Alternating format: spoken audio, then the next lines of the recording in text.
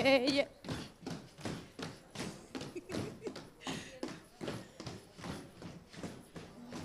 ella para numune, angine traco quadrumbe, bagara, bagara, bagara, bagara. Ella para numune, angine traco quadrumbe, bagara, bagara.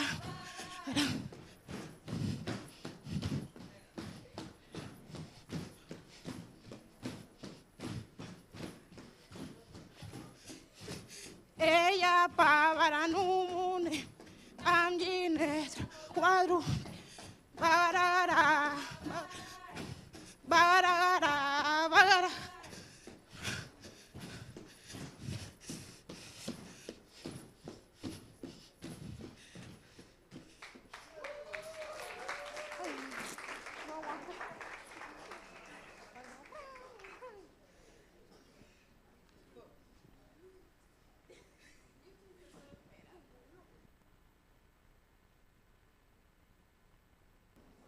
Thank you very much. That was a cultural performance by the Embera community, honoring the deep connection between people, forests, and the sea that, of course, inspires the Nature Pledge. With that, we are going to resume our programming for the first day of the Nature Summit. Please take this moment to grab your seat as we kick off our next session. So, with that, as I look out into the crowd, I want to make sure, there we go, all of our speakers are lined up. We have a special kickoff to this next session. Our very own Juan Carlos Monterrey, special representative for climate change for Mi Ambiente, and also vice president of COP30, will be moderating an important interview with Arai Beckman, founding partner for Peace Through Trade blockchain. Arai, among other things, was the most recent 2025 SDG Leader Award winner, recognized at the United Nations during the UN General Assembly just last month.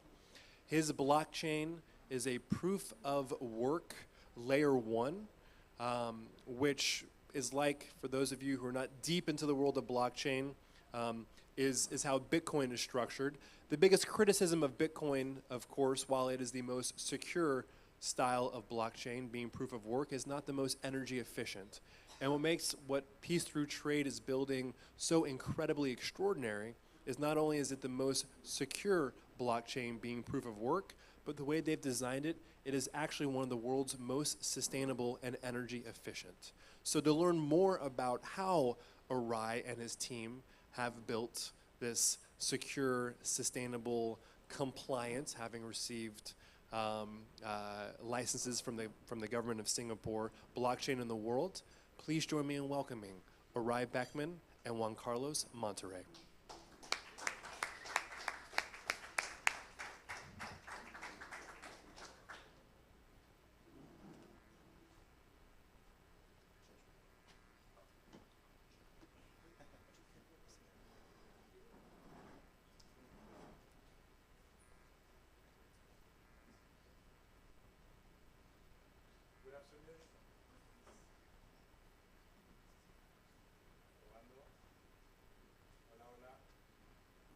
Hola, hola.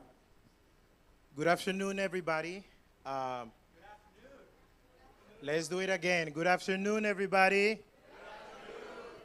I'm so happy to see you all here after lunch. That means that you did not only come for lunch, that you're staying for the second leg of this amazing day. Today, we're going to have a fireside chat to explore how technology can restore trust between humanity and nature. And for that, we are here with Arai Beckman, founder of Peace Through Trade. Arai founded Peace Through Trade, a blockchain platform driving transparent and equitable environmental markets.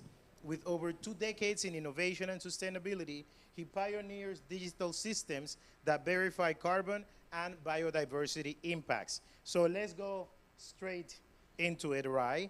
And let's build some context. Could you explain very quickly what is blockchain for people? It's a concept that we hear all the time, but many of us still don't fully grasp what it means. Could you explain blockchain for dummies as the first question, please?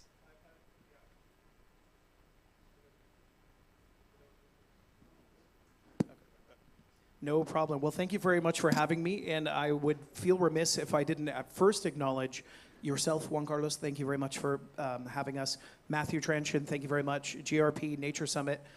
So many amazing people have been here already.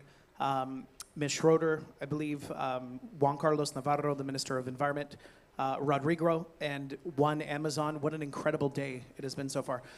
So a good way to think of blockchain is like the next phase of human technological evolution. This is why it's amazing that projects like One Amazon have been built putting their data on blockchain. And many of us were around during the early to mid 90s when we heard about the internet coming out. And at the same time, we knew it was going to be a big deal, but we had a hard time understanding exactly what it meant or how it would impact our lives. Similarly, blockchain is about to become the next phase of technology that we will be using in every industry, including the sustainable nature-focused industries. And it's going to impact the whole world because it's safer, it's more secure, and you don't have to trust it. For the first time in our history of humanity, we've always worried about, greed or corruption or dishonesty. With blockchain, the term is trustless. You don't have to trust it because it actually can be done in such a secure way that it's not editable by any party. And in our case with Peace Through Trade, as Matthew mentioned, proof of work, the way to wrap your head around it is think about a blockchain is like an operating system like your iPhone. So who here in the audience has a smartphone with them today? Put up your hand. Yeah. And how many of you, keep your hand up if your smartphone has applications on it? Yeah, it's everyone, right? So a blockchain's like the operating system of your iPhone. The solutions that can be built are limitless, like applications on your phone. But now you don't have to trust that data, the security of your funds, the treasury of a government. They can actually be safe, secure, instantly shared, and even, in fact, we're about to see products come online that are, for the first time in our history, unlimitedly insured, etc. Thank you, Rai, for that explanation. And going straight into Peace Through Trade, what makes Peace Through Trade different from other blockchain-based applications or services, and how will it improve humanity? Could you give us some examples of what are the solutions that you can put out into the market with your technology, and what makes it different? Thank you, Juan Carlos. Yeah, so with Peace Through Trade, we set out to build blockchain. We're based in a group of 3 universities in Southeast Asia, and first and foremost, we set out to do it legally, which right now the whole world's global industry, once again, and I have no vested interest in One Amazon, but what they've achieved is amazing, thus far, just to be clear. But the fact that they have a regulated security in blockchain, that's actually one of the first examples that I've ever heard of, regardless of the space. So that goes to show you that this whole industry is about to go from unregulated to regulated, okay? And who here in the industry, just to give you an understanding, who here in the room ever heard of Napster, the first group to stream music, right? And where are they today? They don't exist, right? And at the time that you heard of Napster and were first learning about streaming music, you had never heard of Spotify or iTunes, but now they're globally dominant because even while we weren't hearing about them, they were going ahead and making sure they had the right legal regulations and compliance in place. So similarly, Peace Through Trade is one of the world's first examples of a layer 1 foundational blockchain that, one, was built to be legally compliant and in alignment with the regulations and the compliance of Singapore, so that's pretty cool. As a result of that work we've done over the last 4.5 years, we've been approved for our first license, which is a real-world asset license. And in addition to that, though, with Peace Through Trade, what makes us really different as well was with a blockchain project like this, a lot of people don't know this, but Matthew mentioned it, where Bitcoin as an example, it's the world's most valuable right now cryptocurrency. Well, right now, it takes up so much power that it uses about 13, the estimate is to 15, nuclear power plants full-time. So whether people care about the environment and sustainability like we do or not, it's simply just not scalable. You can't scale it. And so with Peace Through Trade, the second thing that we did over the last 4.5 years was we wanted to take proof of work, which is like that Constitution. We all have the same rights. We all maintain our sovereignty, but we all share the same rights as the founders and the creators. But we also wanted to unlock the holy grail for us of sustainability. And about a year-ish ago, we managed to do that through AI integration. So just to put it in perspective, whereas Bitcoin needs a server, about a $5,000 to $6,000 computer and a ton of energy to power it, and it needs like warehouses full of those, you'll be able to support the global Peace Through Trade network through just your laptop. Your laptop will now replace that. So we're hundreds and eventually thousands of times more energy efficient. So it just means that as we grow a foundational technology in blockchain globally, whether we're working with governments like here in Panama, or small businesses or NGOs, it will be able to scale. And right now, as an example, we're 100% solar powered, which is like mind-blowing. Like people in the blockchain Web3 industry won't even believe us when we describe that to them. Fantastic, right? Next question. If you were to imagine the next decade of nature-based finance and technology, what comes up in your mind? What's the boldest vision that you have? The boldest vision. So everyone in the room right now is trying to wrap their head around what blockchain even means for the most part. I totally get that. It's just like the internet was. You will absolutely be using it, whether you're in construction, in AECOM, or you're an NGO, or you're a fund, or you're technology, or you're an investor, or you're a government. It's all moving to blockchain. And an example I was giving to someone earlier on today was, imagine this. So right now, let's say a major government wants to donate funds to another country, right? Well, to date, they do that, and they do it with the best of intentions, but the world doesn't know where those funds actually went, right?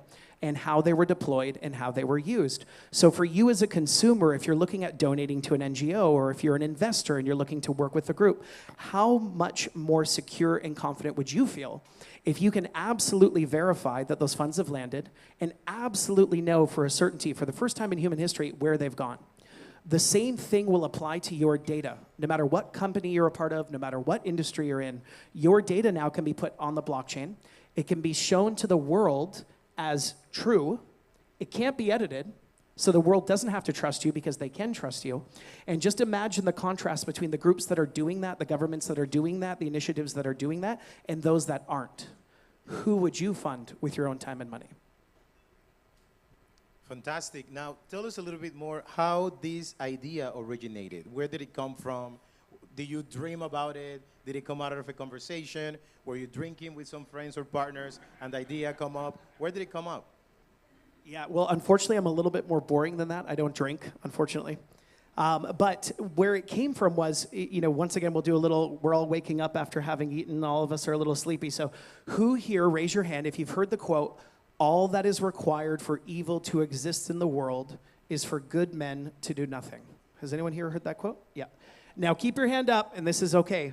Do you know who said the quote? Keep your hand up if you know. Okay. So most people don't know it. So it was a gentleman by the name of Edmund Burke. Okay. Now he was an English statesman. He was a member of the nobility, and a lot of people in America even would look at him as one of the founding fathers of the democratic republic, actually, that exists in America. His writings, his teachings. What he's less known for, though, were that the major body of his work dealt with economics. Okay. Now, at the time, the British Empire was the largest empire on planet Earth, and there were skirmishes and violence and conflict breaking out all over the British Empire. And he reasoned that if they would just help to do more commerce and trade with these newest states and their various, new members of the empire to uplift the quality of their life, that those new state members would actually stop fighting with the British Empire, and rather the commerce would elevate the quality of life and overcome the cost of conflict. And it worked. It actually created the largest trade network in human history at that time.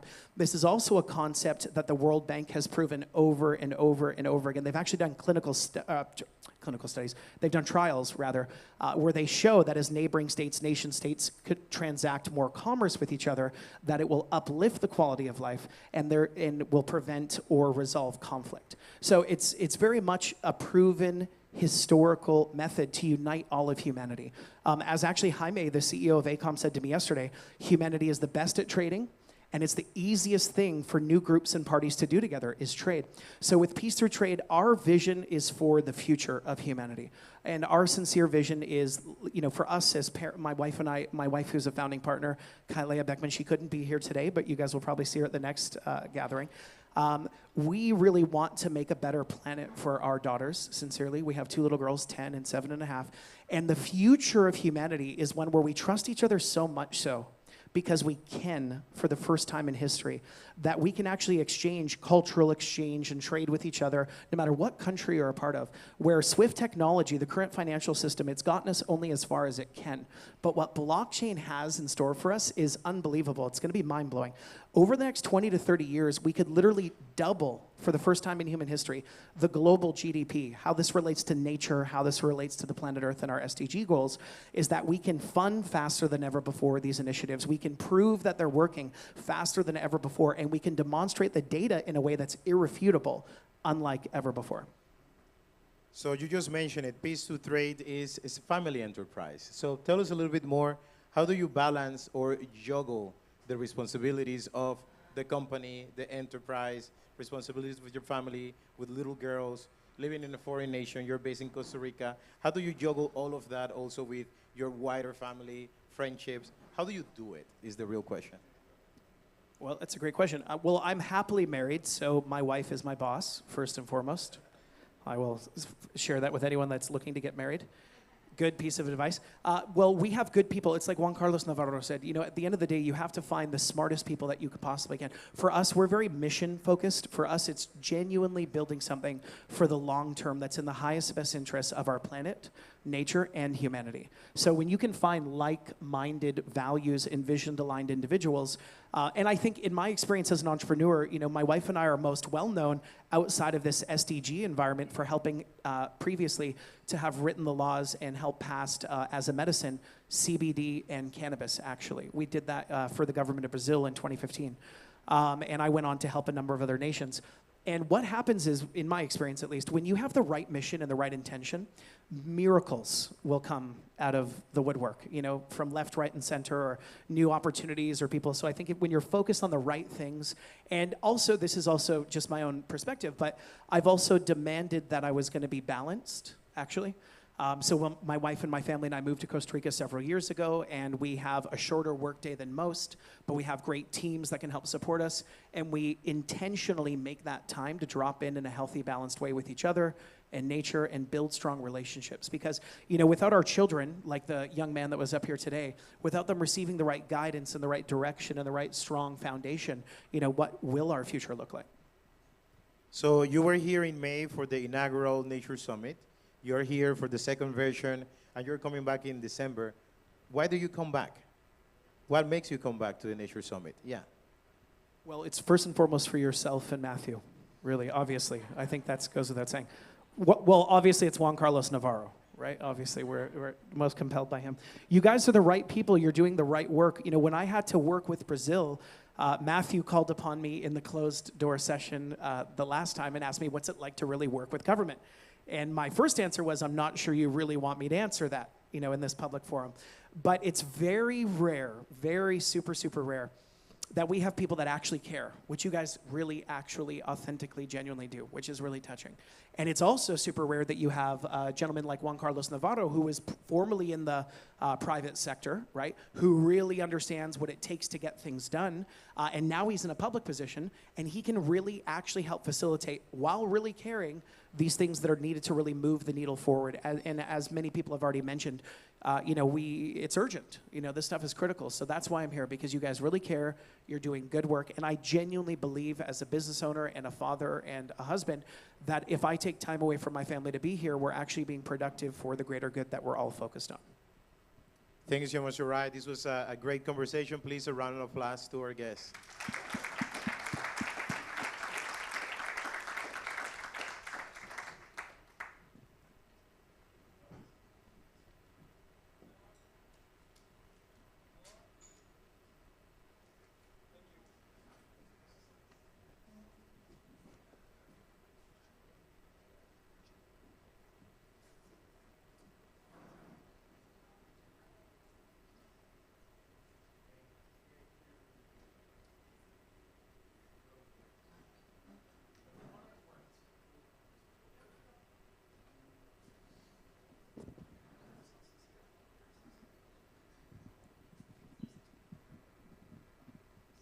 Thank you, Arai. Thank you, Juan Carlos.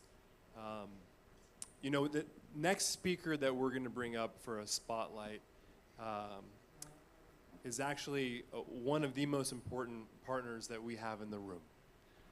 Sandra Vasquez, Executive Director of ProEco Azuero, is our nonprofit partner, our fiduciary, our local champion here in Panama. And I really can't say enough about what Sandra and her team have done, frankly, to make today possible. You know, as you're building a plane as it heads down the runway, it's important to have partners that are willing to give you a lifeline along the way. And I just want to note, on behalf of GRP and I know Mi Ambiente, I'm so appreciative, Sandra, of you and your entire team support for us along this way. So with that, please join me in welcoming Sandra.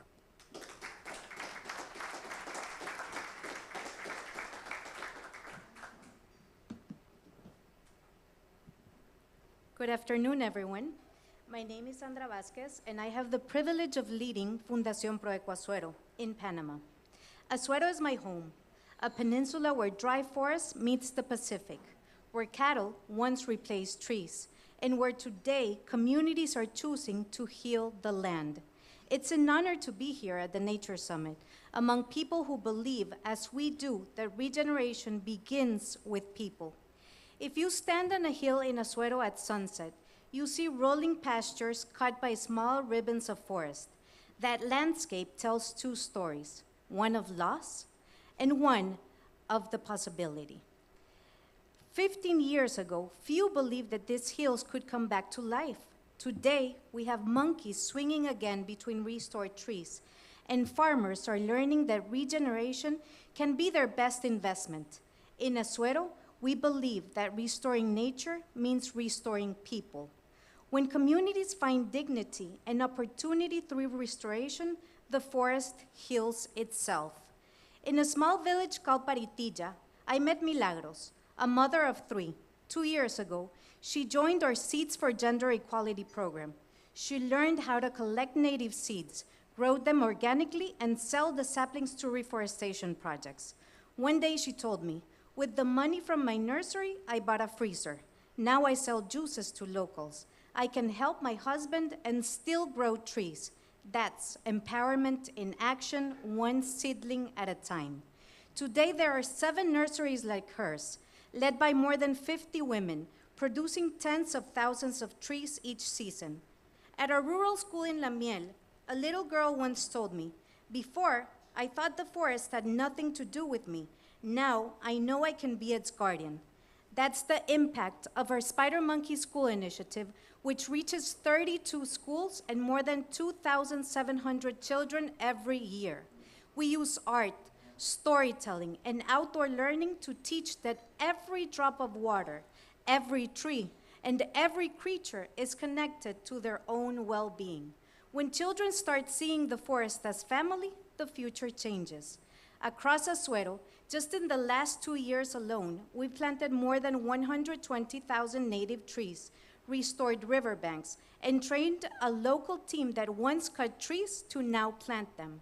They've learned biodiversity monitoring, installed camera traps, and are discovering species once thought to be gone. We've certified youth as green tourism guides in 2 protected areas, and through surveys in 6 communities, we've co-designed a green business portfolio: cacao, vanilla, native bees, butterfly farms, all real alternatives to cattle ranching. We're now building 4 cacao community nurseries in Las Minas, the poorest county in Herrera, working with family cooperatives, teaching them agroforestry systems that bring back forest while building resilience and generating income. Because in each seed, each cocoa pod, there is both income and restoration. Our dream is to restore the entire Azuero wildlife corridor, reconnecting forests so that the Azuero spider monkey, a subspecies found nowhere else on Earth, and other species of importance can thrive again. But beyond Azuero, our goal is bigger. We want our community-based model to become a replicable, scalable framework for restoration across Latin America, proof that when people lead the process, restoration lasts. We want to show the world that restoration done right is possible, that science, local wisdom, and community ownership together can rebuild not only forests, but futures. Because in Azuero, every restored tree is more than a number.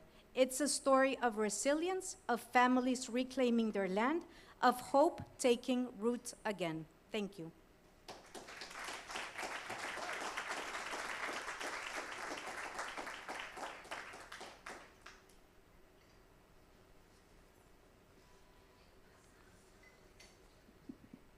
Thank you, Sandra.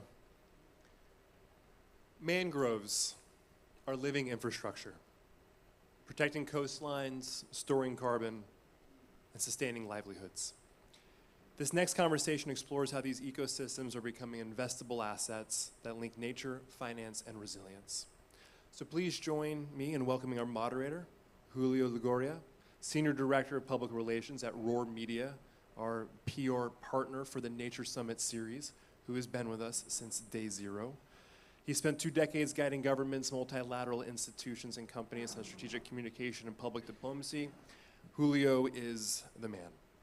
And joining him is Monique Porter Young, CEO of Worldview Development USA and board member of the Worldview International Foundation, which has planted 300 million mangroves, creating sustainable livelihoods for more than 140,000 coastal and indigenous community members.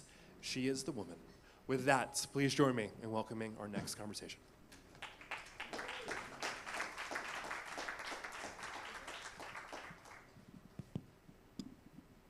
Hello, perfect. Monica, thank you so much for joining us. Thank you so much for having me. And thank you everybody for being here on this day and in this very important occasion. You know, I've been having conversations with several people from WIF over 18 months now. And each time I walk away with something new. I talked to you earlier today and I walked away with something new. And it's very rare when you meet a group of people that are teaching others new things every time that you talk. So I'm really excited to chat with you today.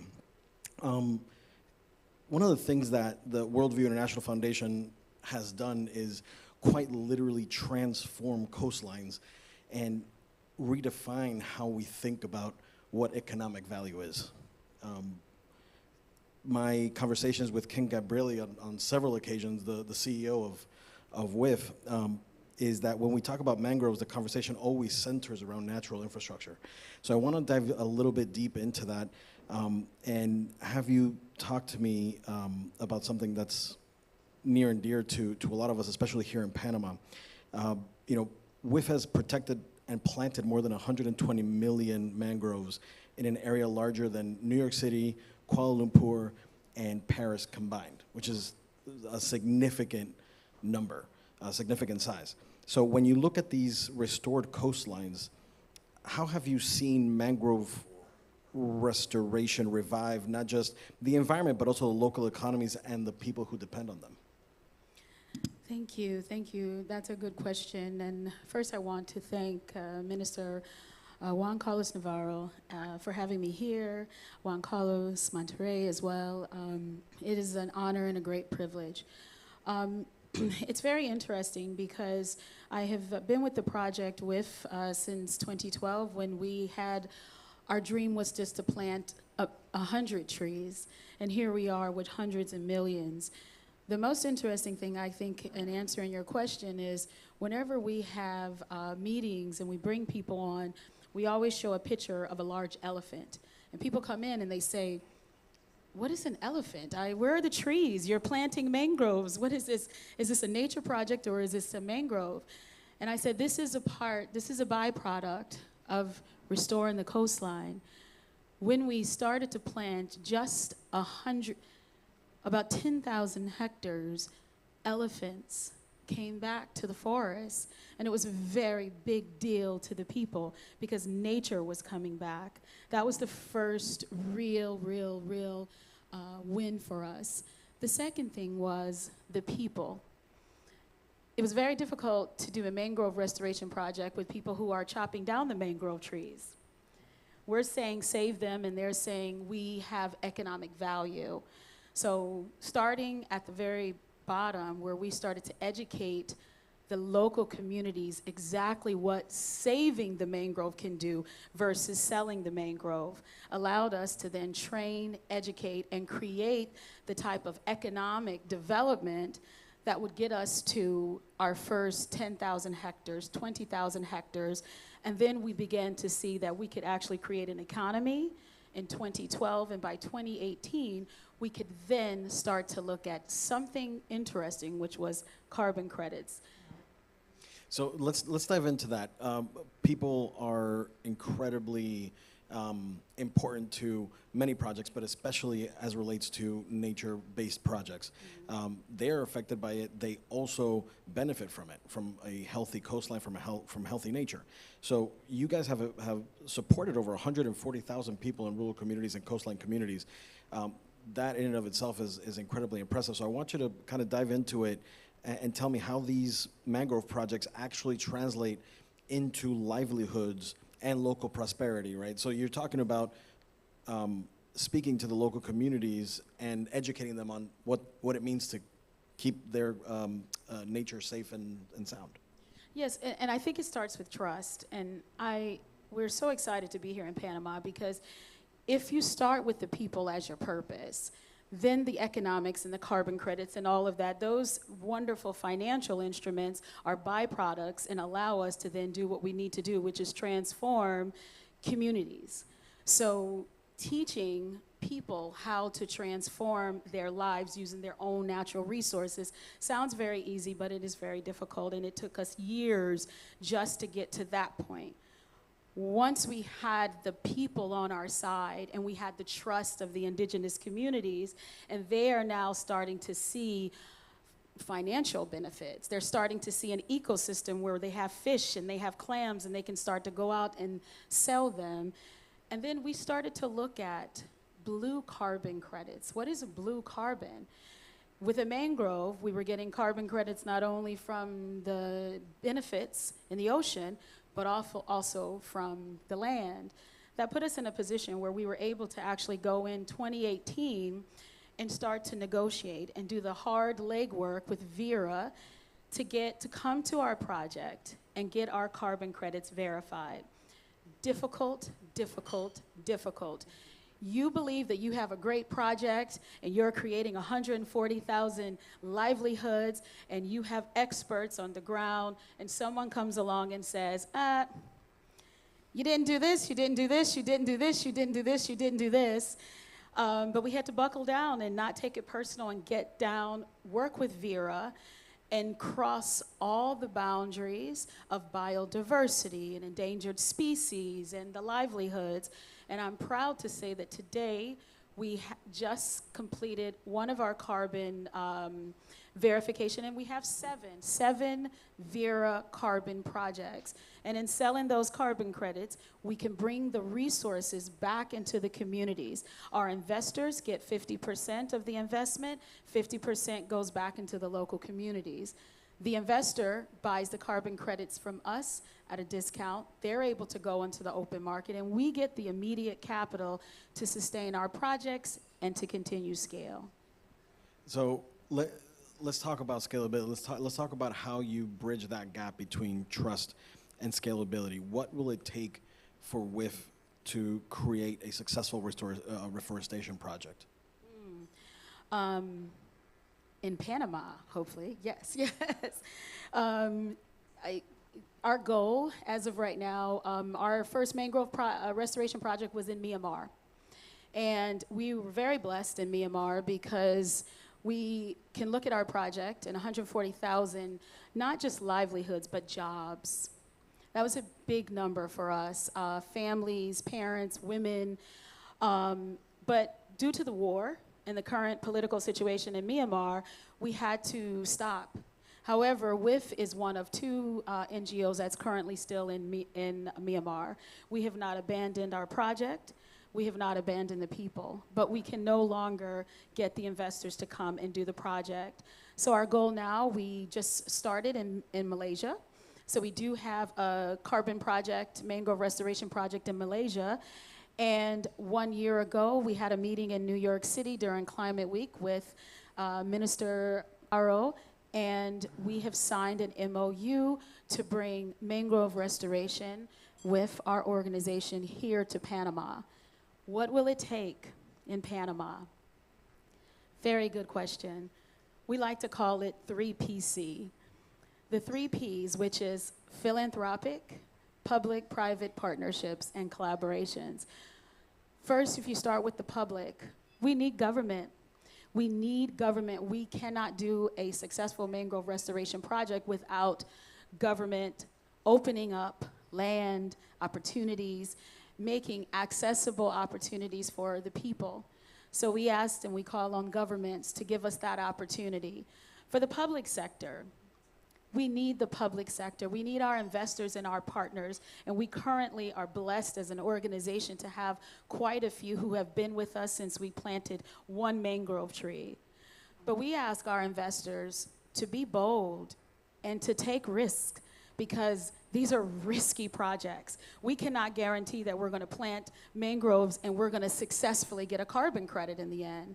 But we have our expertise and we have our passion and we have our commitment. So we need the public sector to come and be willing to take the risk, to be willing to be bold, and give us the resources that are needed in order to scale. With the philanthropists, we kind of put the ownership on us ourselves. It is important, we believe, with many of our philanthropists, for us to deliver. We have to deliver. We have to go beyond talking points, and we want our donors to be actively engaged. We don't want you to just write a check. We want you to come on this journey with us and see the work that we're doing on the ground, be a part of the work that we're doing on the ground. And we need to deliver results, and that's where we are, and that's how we've got to over hundreds of millions of mangrove trees. And I think the last thing is, for WIF, we push open doors that may be closed. And we're asking for people who have that kind of appetite. If the door is closed, I think we have heard it's going to be difficult in certain places we're looking at in Panama and Darien. They're very far. Difficult, we eat that for breakfast. Difficult is a byproduct of doing a mangrove restoration project. We are not afraid. We just need our partners. Matt is looking at me with his eyes, and it's talking to me. But in 30 seconds, fast forward 10 years, let's look at Panama and WIF. Where are we? What does it look like? What does success look like in 10 years? 30 seconds. Panama is uniquely positioned. We have the Caribbean, we have South America.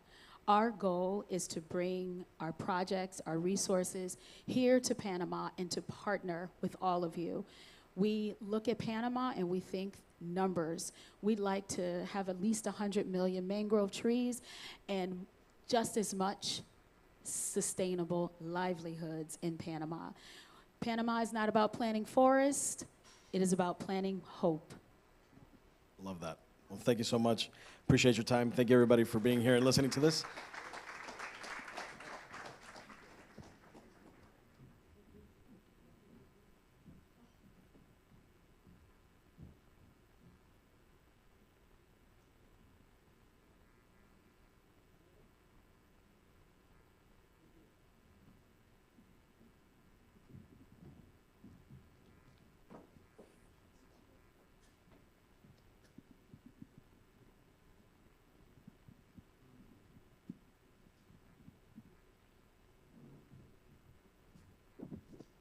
Thank you, Moniki. Thank you, Julio. For our next spotlight, it's actually near and dear to me. The Global Resilience Partners, I'm fortunate to have an extraordinary team. This seems to be a theme throughout the day. We have 3 vice chairmen, Lord Fatefehi Fakafanua, who's Speaker of Parliament for the Kingdom of Tonga, Amir Dosal, chairman of SDG News and founder of Global Partnerships Forum, and Dr. Angus Friday. Dr. Friday is a legend in the world of small islands developing states. A former UN ambassador for Grenada, Dr. Friday served as the chair of the Alliance of Small Island States, or AOSIS, which is the intergovernmental body of the 39 small island nations under the UN Charter. Dr. Friday has advised the World Bank. He has advised some of the world's most impact-driven philanthropists, and it is a true honor to call him a friend, a partner, and a colleague. Please join me in welcoming Dr. Friday.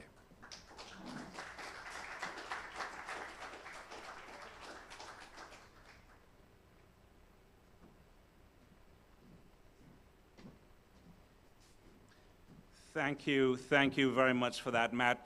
And look, it's just great to see so many folks who've been part of this journey together with the Nature Summit. A lot of friendly faces, a lot of familiar faces from the last time we met earlier in the year. And I think it's a testament to the leadership not only of Matt, people like Juan Carlos Monterrey, but also the general leadership, I say, coming out of Panama and embodied through the Minister Juan Carlos Navarro. I'd like to talk to you this afternoon about how we can harness some of that leadership as we think about the challenges ahead, as we think about what we want to do together in the weeks and months and years ahead. And so, in Panama here, you know, one of the hallmarks of leadership is not just the ability to point people in the right direction. It's not just the ability to find new things, interesting things, to take on new challenges, but the ability to create a new generation of leaders. And certainly with people like Juan Carlos Monterrey, the people we saw earlier today, that is what we're actually seeing coming out of Panama and the sort of leadership that's being shown. And leadership is needed. As we speak right now, Hurricane Melissa, Category 5, is bearing down on our colleagues, friends, families in Jamaica. They have a huge need for resilience. They have a huge need for leadership at this time. And it is this example, this need for resilience, that has given rise to GRP, Global Resilience Partners, and Island Resilience Partners. And it's why my company, Azuros, has partnered with them on this journey. To talk about GRP and IRP, that story starts with no other than Matt Tranchin. Matt, as many of you would know, former White House staffer, who cut his teeth at a time when the idea of not just yes we might, or yes we should, but yes we can and yes we will, has dominated. And it is that type of can-do attitude that he's actually taken to bring people, prosperity, and purpose together, and now plan it with GRP and IRP. And you can see that through this series of the Nature Summit. And what GRP and IRP are doing, and what we at Azuros are very happy to be part of, is this bringing together of partners with technology and innovation to those people who actually need it and can use it. We're seeing examples of that, the types of things that have been signed today, and through the Nature Summit, we hope to be having a lot more of those partnerships coming out of that. Some of you who've been talking for some time, we hope that we can be signing these types of partnerships in the days, weeks, and months ahead.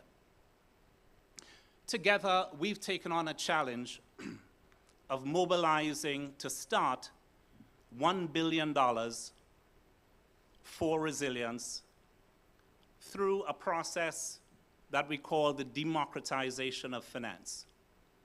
You've heard earlier about some of the new technologies that are coming out for blockchain, tokenization. We heard from One Amazon. We heard from Eri Beckman earlier.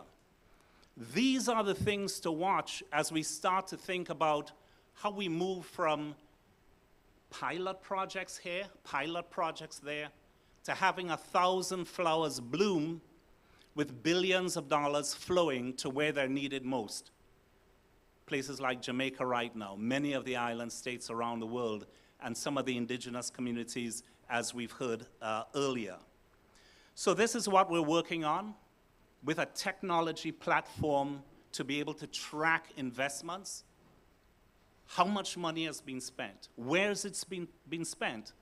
What have been the actual impacts that it's having, and how do these measure up against a set of key performance indicators? That's what we're building today. So we don't want to take up too much time here. This is just a very short spotlight. But we want to say that let's watch this space. Let's continue to work together. Let's form those bonds and partnerships that we have been discussing. Lots of new ideas around the table in terms of how we can work together. And that's what you get in partnering with Panama, in partnering with global resilience partners, island resilience partners. And we hope to be able to work with you all so that resilience can be built in situations like Jamaica well before the hazards come rather than after. But we need to continue on this path. And ladies and gentlemen, we want to thank you very much for all of the contributions that you've made, great partners in this room, and we look forward to being able to announce some very solid and concrete partners in the weeks and months and years ahead. Thank you all very much.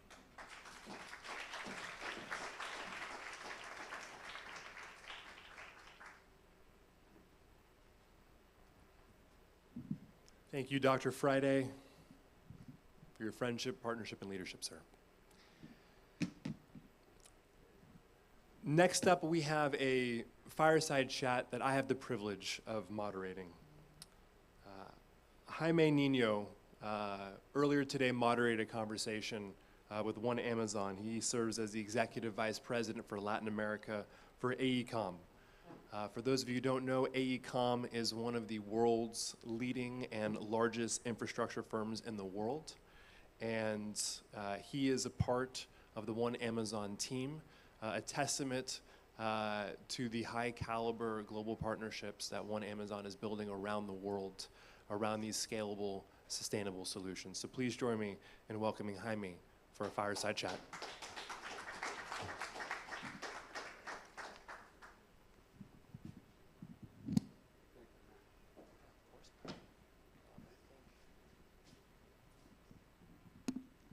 There's the other microphone, but we may be using the same one.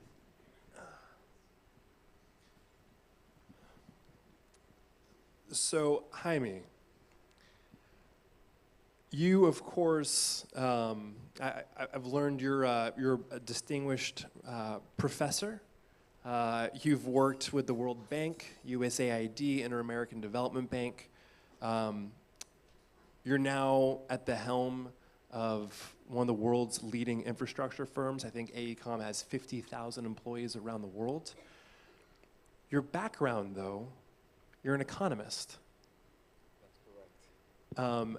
Would you please tell us about your journey, about how you went from an economist to now driving infrastructure across Latin America? This works. Yeah, this works. This is every time I look back, and when I talk to my kids, I say, every time you plan anything, I can guarantee one thing. It's not going to turn out the way you planned it, but it's going to help you walk the journey. And that's exactly what happened, right? I was a professor of economics at London School of Economics, working in regulation of infrastructure industries.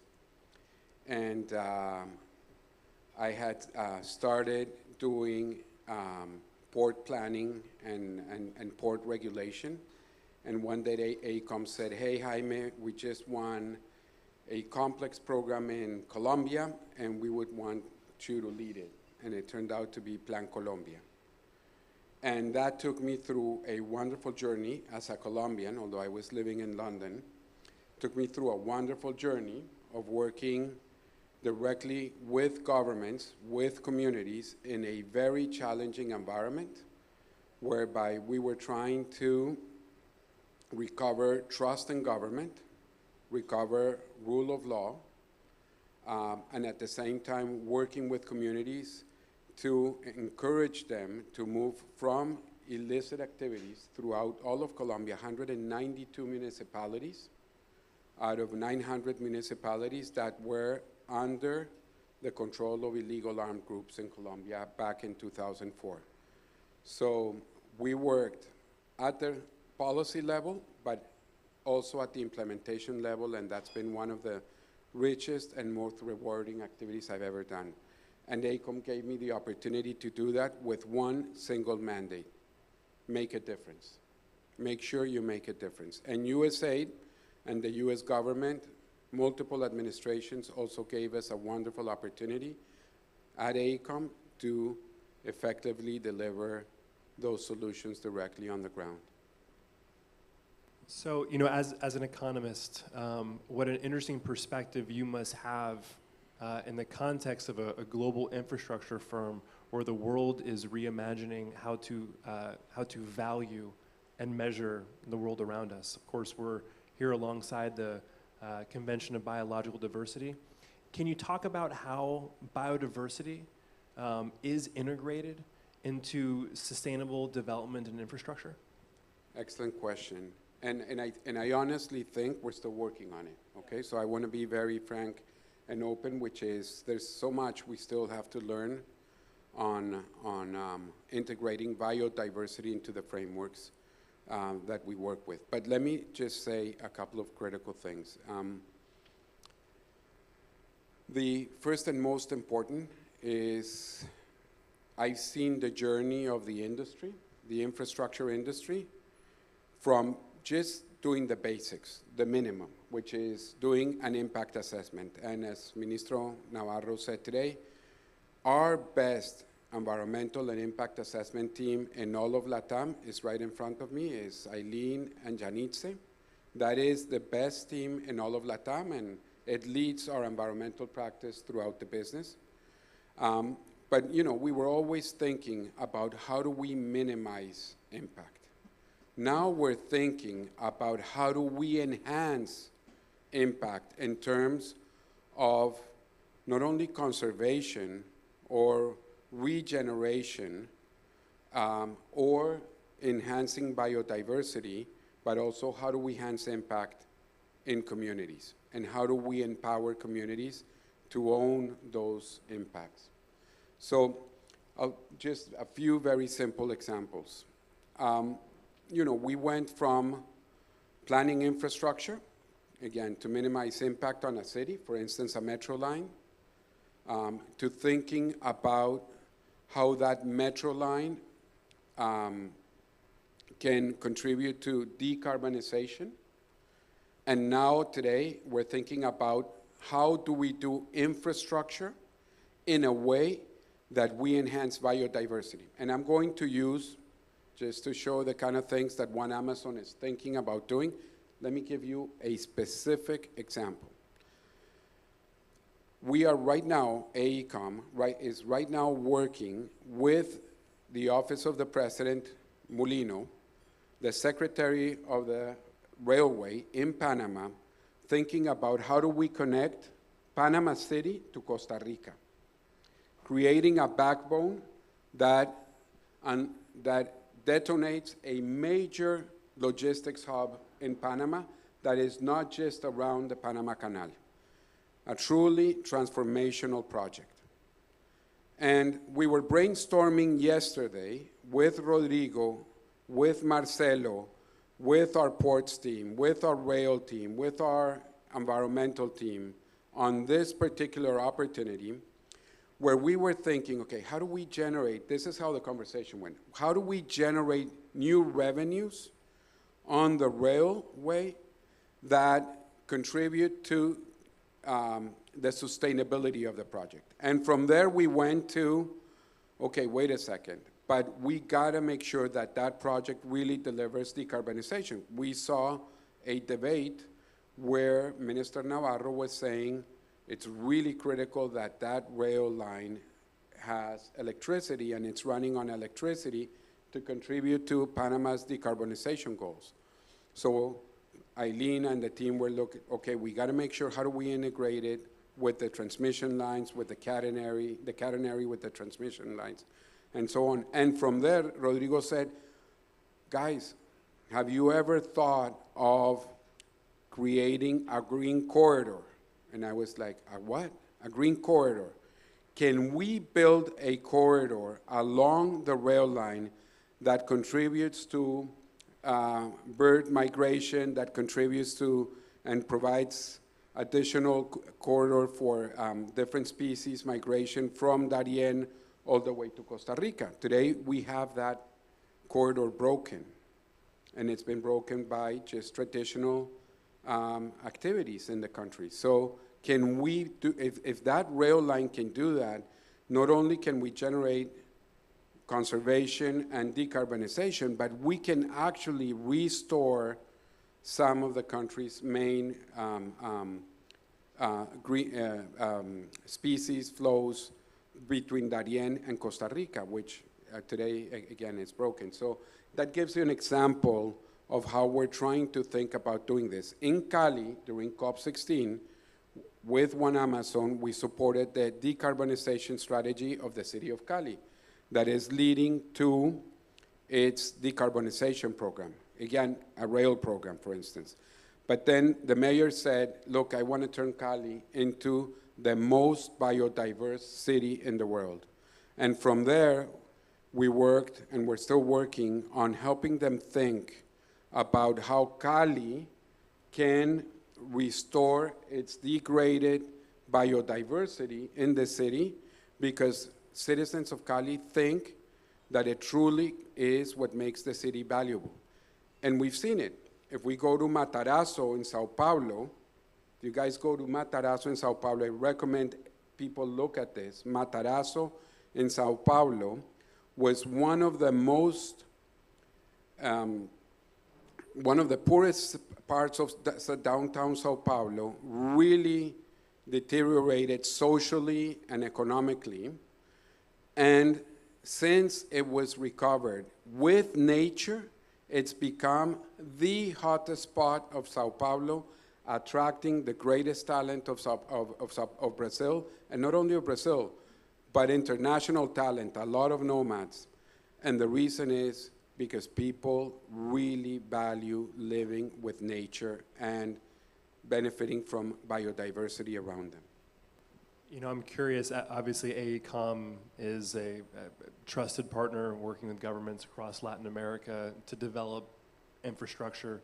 Have you noticed over the years there becoming an increasing embrace of governments around integrating biodiversity into infrastructure, or do you still find it's a hurdle to explain the significance and the importance of making that level of investment?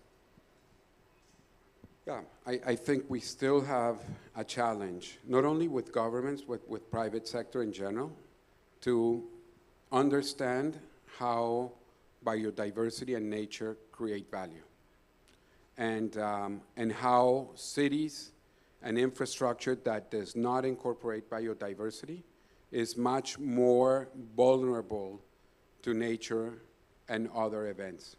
We know today that if we can make a city more permeable, in other words, that it can take more rain, that city is much more resilient than a city that does not do that. So I'll give you an example. We have a framework called the SIM, S-I-M-M, okay? Sustainable Integrated Modeling. And what we do with the SIM is we look at how cities, districts, regions, entire countries use resources and generate emissions and waste. And then how that relates to infrastructure, to nature, and to quality of life. And it's hundreds of variables on cities and everything. Right now we're in conversations with the Nobel Sustainability Trust to see if we can use this framework to support many cities around the world and regions in their transition to sustainability and biodiversity and resiliency. Long story short, we applied that in 2014 in the city of Santa Marta, which is the oldest city in South America founded by the Spanish. Right now it turned 500 years old. And so we did the plan in 2015 so that they would be ready when they were turning 500 years old in 2025. Long story short, they had done a land use plan in 2002 that resulted in the entire city looking to the beach with high-rise buildings, completely looking with the buildings looking to the beach and backwards the entire city. It completely broke the normal lifestyle of people in Santa Marta, just because you were doing secondary homes for foreigners investing who wanted to live next to the beach. The city became, between 2002 and 2015, the city became unsustainable. More people that it could carry, more water consumption that it could generate, although it is right next to the highest mountain by the sea in the world, which is the Sierra Nevada de Santa Marta, with 7 rivers feeding the city, and it became unsustainable in terms of water access. And most amazing, it became poorer. What did they do between 2002 and 2015? They destroyed their ecosystems, linking the sea with the mountain. They completely broke their ecological structure in those 12 years. When we showed them the indicators, the entire city said the one thing we want to restore is that ecological infrastructure. We got to recover the rivers, we got to recover the link between the mountain and the sea. And that is the same plan that was put together in 2015 and that the city now uses to inform their land use plan and currently under application. So examples there are many, but I can tell you that we got to do a lot more to educate, to explain the impacts, but at the same time, I am convinced of one thing. The value is there, the payoff is there, the returns on investment are there. Jaime, thank you for your visionary and innovative leadership. Thank you, sir. Thank you. Thank you, everybody.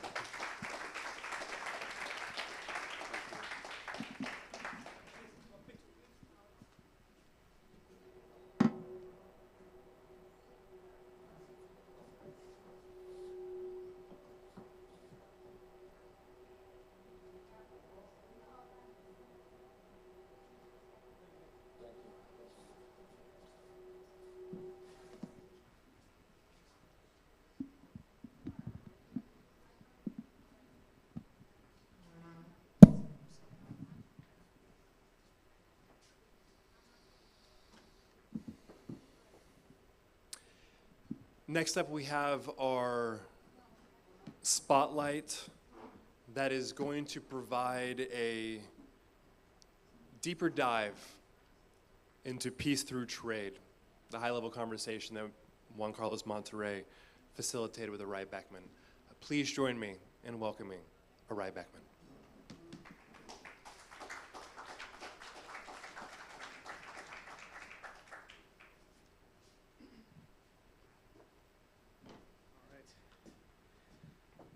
All right, everyone. Well, how many of you are still here today?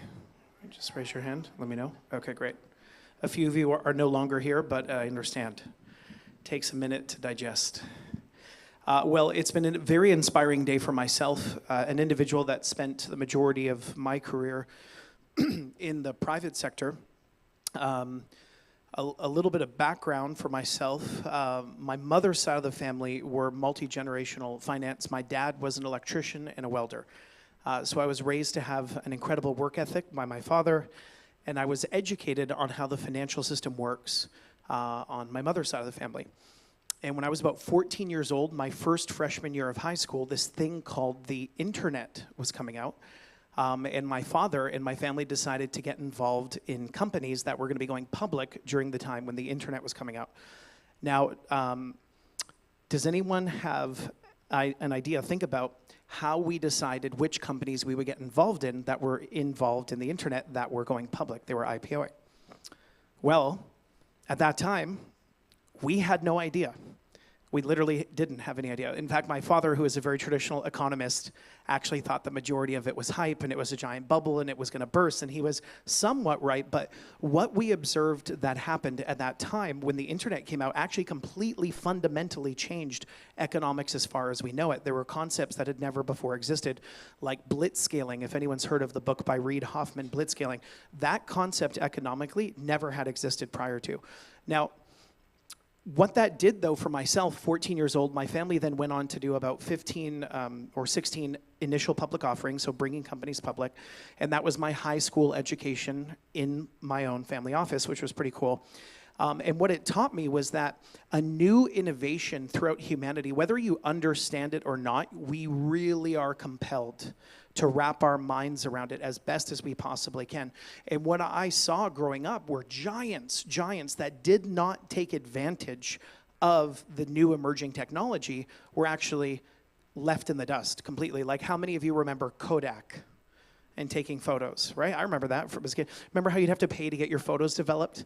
And, you know, even if they were wrong, you know, you took the wrong photo, you still paid for it. Well, there was actually, believe it or not, Matthew was just sharing this with me yesterday, an engineer within Kodak invented digital photography. And Kodak tried to shelve it and dismiss it. And where are they today, right? So blockchain, AI, I know all these things are somewhat overwhelming. Believe it or not, if you're not already doing this, ask your ChatGPT questions.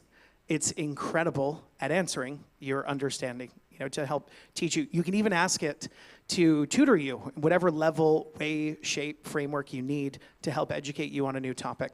It's kind of, it's going to happen very, very quickly. But in terms of sustainability, regardless of where you're at, blockchain, as I described earlier in the fireside chat, it's just the next evolution of technology. AI is, I personally think, an incredible opportunity. I personally don't have the fear that a lot of people have around AI. I personally think it's going to be an objective arbiter that is going to force our conscious evolution, because for the first time ever before, we have something more powerful than an individual, and it will be more powerful in about 18 months than any human being that's ever lived, and it can be objective, and it can ultimately be a truth teller. And as you apply that to your data, as you apply that to the analytics, as you apply that to finance, it's going to change our lives, and the future generations are in, I think personally, for a treat. So with Peace Through Trade, I just want to let you know that we spent the last 4.5 years based in 3 universities in Southeast Asia building it to be legally compliant as well as sustainable. And there's a lot of opportunity there. Right now, we're in conversations with multiple world's governments. We just completed about 3 weeks ago an 18-month-long submission process to the Central Bank of Singapore. Similar to how One Amazon has achieved their regulated security status, we have not done so yet in Singapore, but 18 months of submission is still quite the achievement. And it's not necessarily reinventing the wheel, but it's just hard work done for the right reasons. But what that gives us the opportunity to do, which I'll share with you just a few examples, like with One Amazon, it's a token, right? That token will be able to buy that. How cool is that? We can buy something that we're now investing in the future sustainability of the Amazon. Do you know why most people in finance in the world that I grew up in are going to do that? The majority of people? They're not going to do it because they necessarily care about the environment. They're not. And that's the rub. That's the opportunity here that Rodrigo and One Amazon have achieved. They're going to do it out of greed, right? Do we all realize that, right? Greed. They're literally going to do it out of greed. So what I learned very early on is that whether we want to do the right thing for our planet and for humanity, the majority of people might not want to necessarily support us. But how can we get our goals and our objectives in a format where it forces their absolute need and desire to participate for themselves, perhaps out of the fear of missing out? And if you really want to move the markets, whether you're trying to raise funds or whether you're trying to help, green or blue economies, try and figure out a way in which you can integrate with blockchain. I'm going to suggest always in a legally compliant, regulated method. If you're interested in exploring future solutions of blockchain and how it applies to your work, please come say hi, introduce yourself. We're very much open and looking for partnerships. Like one, Amazon is potentially going public this year in January, next year, 2026. We ourselves at Peace Through Trade have not yet gone public as well, and we're looking potentially at a Q2 public listing, which is called an initial coin offering in our case. And in between now and then, we're looking at solid partnerships. We want to help partner with governments, NGOs, groups that are doing really good work in the green and blue economies, so that we can then feature those partnerships to the world. And then, God willing, similarly to One Amazon, we can then also help become financing partners as well through Peace Through Trade. The future is really, really exciting. It really is. And I know it's hard to wrap your head around blockchain and AI. It really, really is. But I promise you, just in terms of a friendly conversation, AI will help unlock efficiencies and greater opportunities for evolution and greater success for what you have going on, more so than you could ever possibly imagine. And I don't know actually how much time I have available, so I will probably look at wrapping up right around now. But I'll give you an example. So right now, after this conference, my family right now is in Florida. I'm going to fly back on Thursday to Florida. Then I'm going to a leading blockchain event in Miami, Florida. Eric Trump and a few other major influencers in the space will be there. Well, right now, what I'm sharing with you guys here, Rodrigo and I are two very rare individuals in the sustainability space. We're focused on blockchain. But when I go to Miami, Florida next week, right now, the current understanding of what's required to be set up a foundational infrastructure for a layer 1 blockchain like Peace Through Trade, just to get started, just to turn the lights on, it's estimated that you need $150 million to $250 million. And the same thing applies to AI. So a lot of you have been hearing a lot about data centers. We need now entire new power supplies, like literally entirely new power supplies just to support data centers for AI. Well, with Peace Through Trade, we knew we wanted to achieve sustainability, whether one cares about the environment or just for economies of scale. It's effectively the exact same thing. If you can scale it inexpensively and efficiently, it's better for the planet. In our case, we happen to be renewably powered. So with Peace Through Trade, we achieved about $250 million server-side setup recently that we had the Central Bank of Singapore come out and give their final physical approval for. And it cost us approximately $1.5 million, just to put that in perspective. So, and how did we do that? We actually had no idea how we were going to do that for years. What happened was AI has come so far that it just so happens that one of the students that was studying at these universities that we work with is one of the world's leading data scientists. And we integrated AI, and AI helped us. We input the intention, right? Please empower humanity, right? No Terminator-like scenarios. Please be good for the environment and the planet for a long term. And it showed us, actually, how to achieve the efficiencies that no one has ever done before in an industry right now worth $3 trillion. AI helped us figure that out in a year. And as a result, it is now efficient. We're about 100 to 1,000 times more efficient than the world's leading $100 billion plus blockchain projects. And the world hasn't even heard of us yet. So those are the kinds of opportunities and I think positive future that exists for our planet, for humanity. Us as a concept, I touched on it really, really briefly, but we are sustainable. We do envision a humanity that's so completely connected with commerce that we're able to highlight goals and projects and initiatives. We're able to fund them faster than ever before in a more transparent, safe, and secure way than ever before. I won't get too much into the details because it gets a little overwhelmingly complicated with a new topic. But I just really appreciate everyone who's here. Thank you very much for everyone that's already introduced themselves to me. It's a real pleasure to be here. Thank you, Dr. Angus Friday, for your inspiring, empowered speech. Everyone here, Rodrigo, Jaime, Matthew, it's been a real pleasure and an honor. Thanks for everything that we're doing here.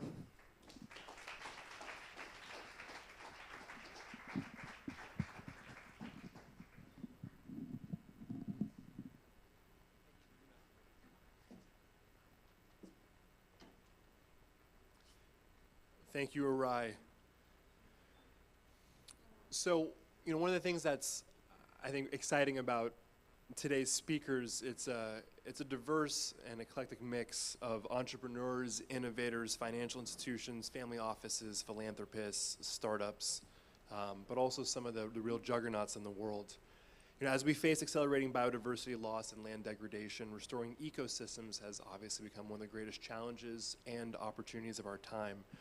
This next session is going to explore how the Food and Agricultural Organization of the United Nations, the FAO, which by the way has a $4 billion annual budget, is leading a global transition from isolated projects to systemic landscape-scale restoration. So please join me in welcoming Luis Whiting, FAO's Land and Water Officer. Luis plays a key role in the sustainable management of natural resources with a focus on soil and water conservation. Her work directly contributes to FAO's global objectives on climate resilience, food security, and environmental sustainability. She will have a moderated conversation with our very own Julio Lagoria from Roar Media. Please welcome Luis.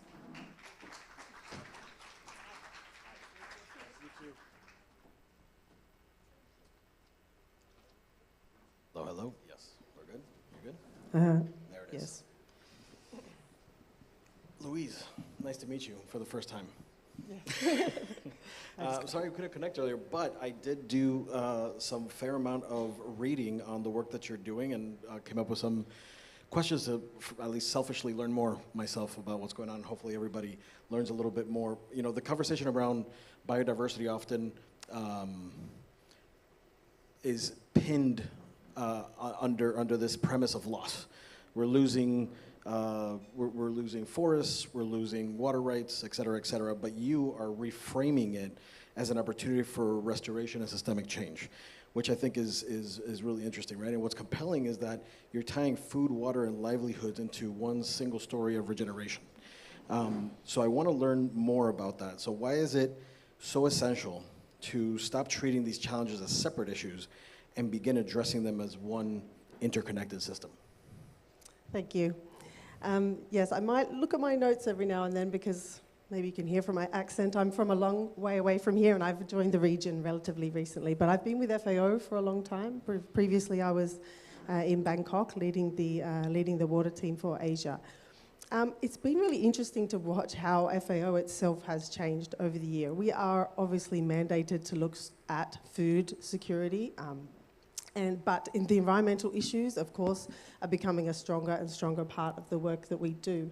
And our main message these days is that we can no longer look at these two issues separately. Now, of course, in many governments, we have ministries of environment and we have ministries of agriculture, and sometimes it can be quite challenging to bring these two groups together. But we need to really start to look now at the agri-food system, and transformation of agri-food systems is what FAO's new strategic framework is all about. So it's not about looking at the environment as a problem, but looking at ecosystem health as absolutely essential underpinning of our food system, and it's what we need for food security. The way that we treat our water, our soil, our forests, our oceans is directly related to how well we eat. So this is what we're trying to bring together in a very systemic way.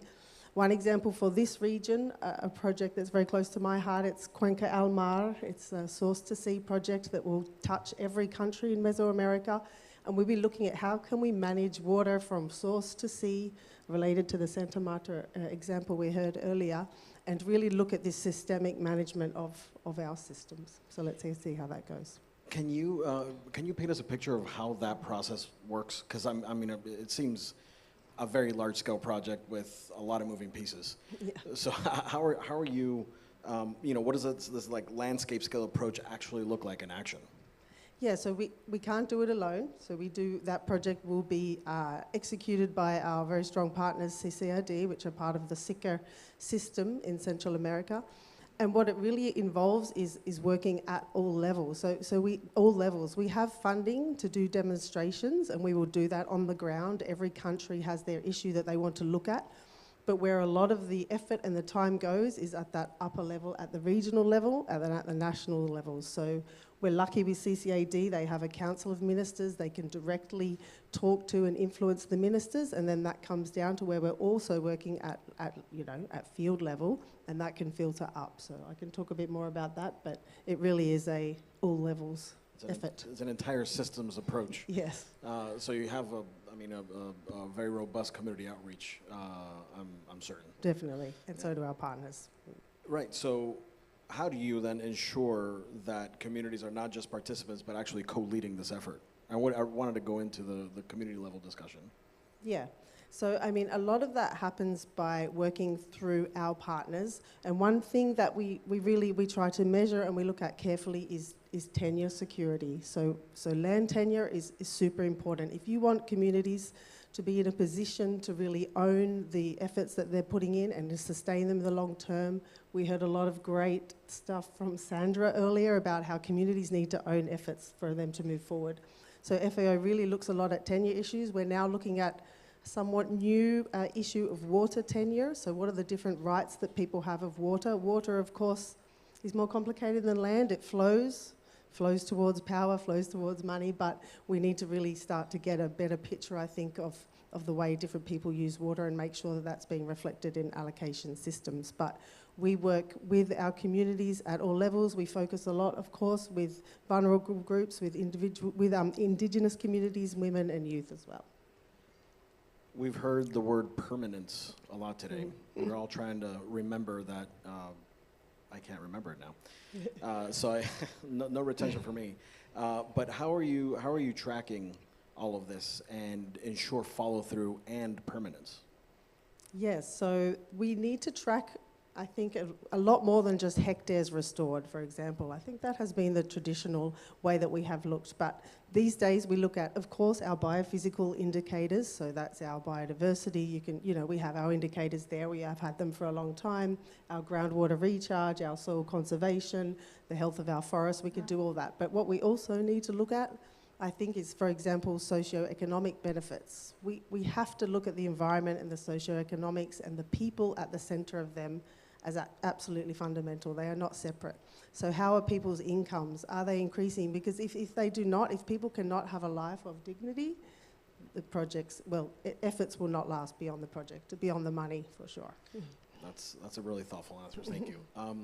If we project ourselves to 2035, when Panama's Nature Pledge envisions a unified nature-based economy, what would FAO's ideal world look like, and what are the breakthroughs we need between now and then to make that happen?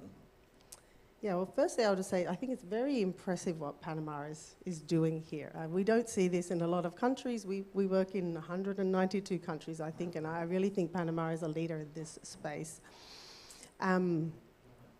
Remind me of the question. Oh yeah, so if we were to project ourselves to 2035. Oh yeah, 2035, yeah. which is just like tomorrow, but maybe if we go to 2050. But for me, the word is embedded. We shouldn't be doing this stuff in projects anymore. It needs to be embedded in the systems, in the governance, in the private sector, in the financial system. So it's not really an option anymore. It's just the way that we do things. So that would be a dream for us. Also, that money is flowing to the efforts and to the organisations and to the people that work, that are making a difference, that are increasing the way, improving people's lives and improving the planet that we live on. That's very thoughtful as well, and I really appreciate that. Is there anything else you wanted to ensure that people walked away from this conversation, that a key takeaway that you wanted to have people walk away with? I mean, no, just mostly that I think all the different sorts of partners we have here is great. We have too many of these very boring conferences with, but for me, all of the UN agencies. I mean, this is not really how we move forward. I think we need to have these discussions with entrepreneurs, with the private sector. We talk a lot about the private sector. In practice, I don't see that much, so I hope we can focus on that area, and this is a good start. Thank you. Amazing. Thank you so much. Thank you. Really appreciate it.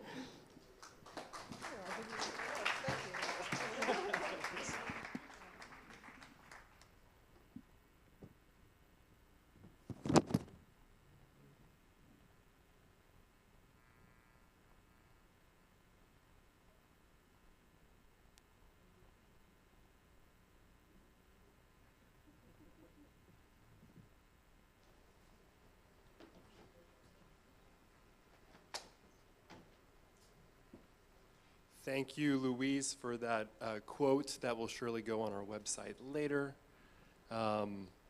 Look, to open up our next segment, we're going to turn to one of Panama's most inspiring conservation stories, where science, courage, and community converge. Please join me in welcoming Dr. Ricardo Moreno, founder and executive director of Yaguara Panama, a National Geographic emerging explorer, whose pioneering research has transformed jaguar conservation in Latin America. So for those of you who don't know, Ricardo has spent the last 2 decades studying and protecting big cats. He pioneered introducing GPS collaring and camera traps a quarter of a century ago. His work links biodiversity and people, turning science into coexistence and fear into respect. Please join me in welcoming Dr. Moreno. Hello, how are you? I'm happy to be here. Okay, I hope everything works very well. Thank you very much. Thank you to Juan Carlos Monterrey, which is outside right now. But I will try to talk about a little bit what happened with the jaguar here in our country. But I really like to move, but I don't know what happened with the... Okay, the jaguar are critical endangered. And you know, it's very important to know about what happened with that species because they are part of our environment and they are super important what happened with them. And first, here in Panama, we are doing a lot of different things. One of them is trying to minimize the conflict with the local communities. Local communities kill jaguars because they were thinking no one going to help them. And they usually, oh wow, it's coming, it's coming.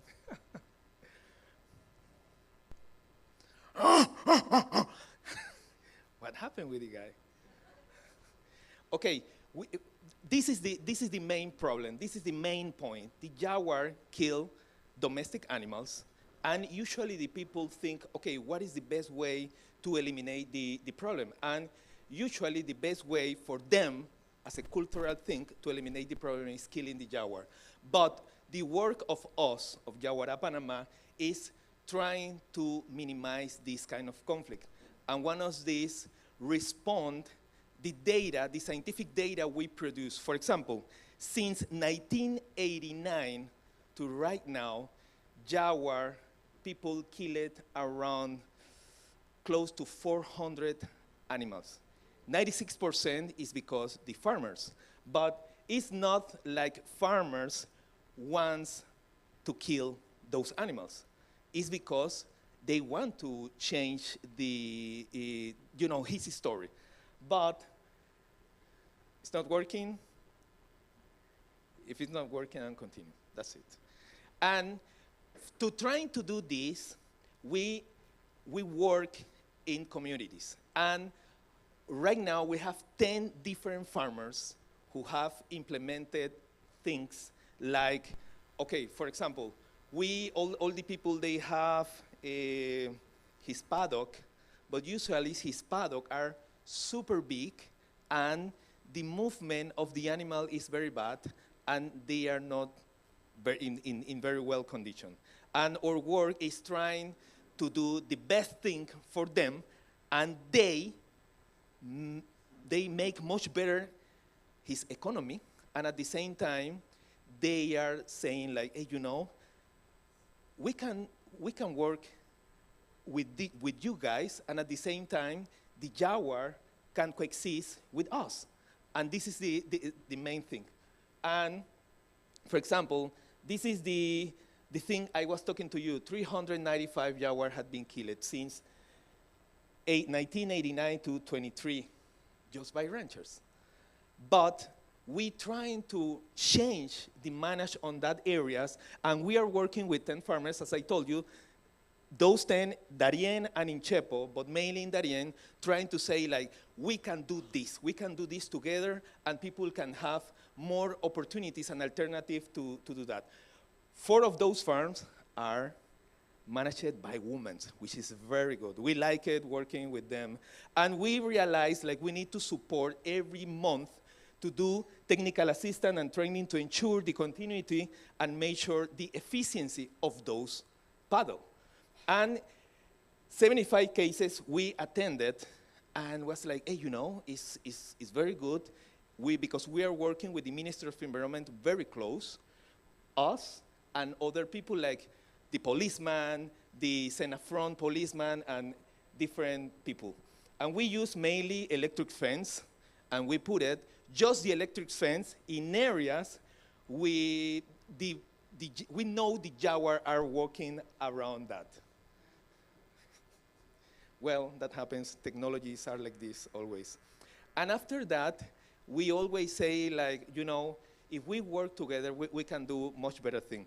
The thing with this, because I don't want to it's like crazy. Okay, now you it's not working very well. I think it's not your fault. Maybe it's the first presentation you have like this today. Okay, yes, and the thing is, I really want to show the last video. The last video is very, very good because we need to show to everybody this is important to do, and this is very, jaguars are so incredible. And yes, I know all the people know I'm Ricardo Moreno right now. Yeah, but the future of the jaguar is with people. People like us, people need to help indigenous communities and farmers, because we are just people, and we can do that. We are so smart, and we need to do the best thing for the future of the people and the jaguar at the same time, using scientific research and traduce this to help them and to continue working with those animals because they are part of our existence. Thank you very much.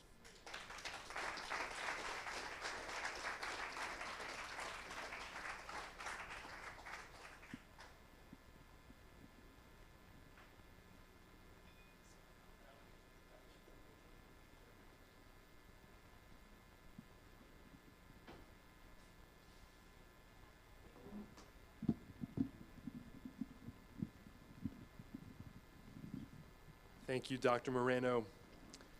For our next fireside chat, we have the privilege of highlighting another indigenous leader who has joined us here today. For centuries, indigenous peoples have protected the world's most biodiverse ecosystems through wisdom rooted in relationships, not ownerships. And so this fire chat's going to explore how those ancestral systems of knowledge can guide today's conservation and climate action. With that said, please join me in welcoming Minnie DeGowan, Managing Director of the FSC Indigenous Foundation, in conversation with Julio Lagoria from Roar Media. Minnie, thank you for being here.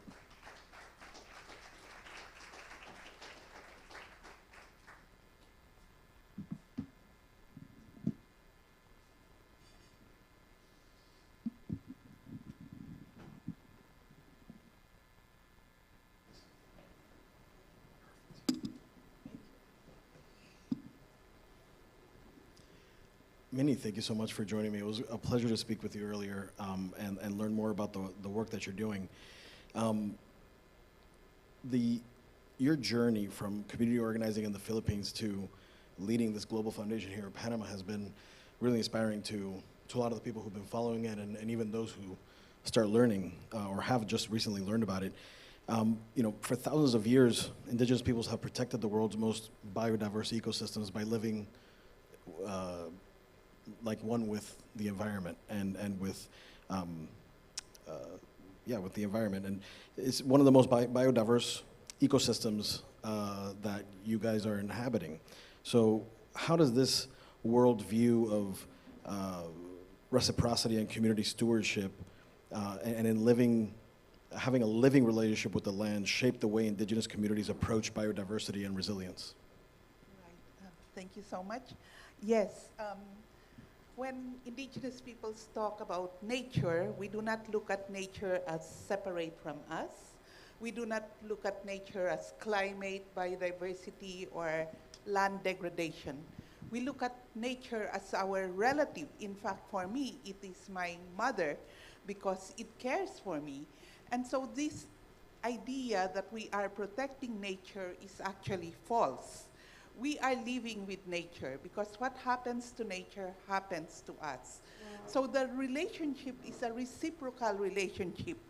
Nature treats us the way we treat it. If we abuse nature, then nature abuses us. So this kind of relationship has always guided us, that we need to make sure that nature is surviving so that we have something to pass on to the future generations. I think that's one of the guiding principles of indigenous peoples, is that we do not only look at the present, but we look at our responsibility to the future as well as to the past. We look to the past because of that experience that they have gained, the lessons, the knowledge, and that is what we want to pass on to future generations. So this intergenerational responsibility goes beyond protection. So we do not protect nature, but we live with nature. So how does this philosophy challenge the way the world defines sustainability today? Yes, that's a very important question because, you know, right now there are 3 global meetings happening in Panama. This one, the Convention on Biological Diversity, and at the Westin, the General Assembly of the Forest Stewardship Council. And soon we will be going to Belém for the COP of climate change, and then we come back to Panama for the desertification conference. Indigenous peoples do not find this sustainable. Having 3 different conventions, 3 different COPs, every year, every 2 years, is not sustainable. Yes, we would like to travel and see the world, but not this way, because we are wasting a lot of resources. We're increasing a lot of carbon emissions because of this. So when we talk of sustainability, we should stop looking at environment as 3 different topics, but rather one common topic. Let us not come up with different reporting frameworks for climate and reporting frameworks for biodiversity, different funding stream for climate, different for biodiversity, but let us look at it as a whole and as an environment, and maybe that simple way of looking at nature as one would save us a lot of money, a lot of time, and maybe we can do more in terms of addressing the real changes, the real challenges, rather than spending so much 2 weeks of conferences talking about things that we will come back next year to talk about again. So maybe if we come up with a better way of managing these conventions, maybe we are moving in the right direction. Yeah. If Minister Navarro were here, he would be jumping in excitement with those words, I'm sure. He's been a big advocate of bringing everything into one single place and being more efficient. So that makes a lot more sense. Indigenous resource management has sustained ecosystems for generations, for centuries. How can governments and institutions integrate these practices that have been more successful than most modern conservation efforts into national and global climate frameworks without losing cultural integrity? Right. I think it's time to put, the money where people's mouths are.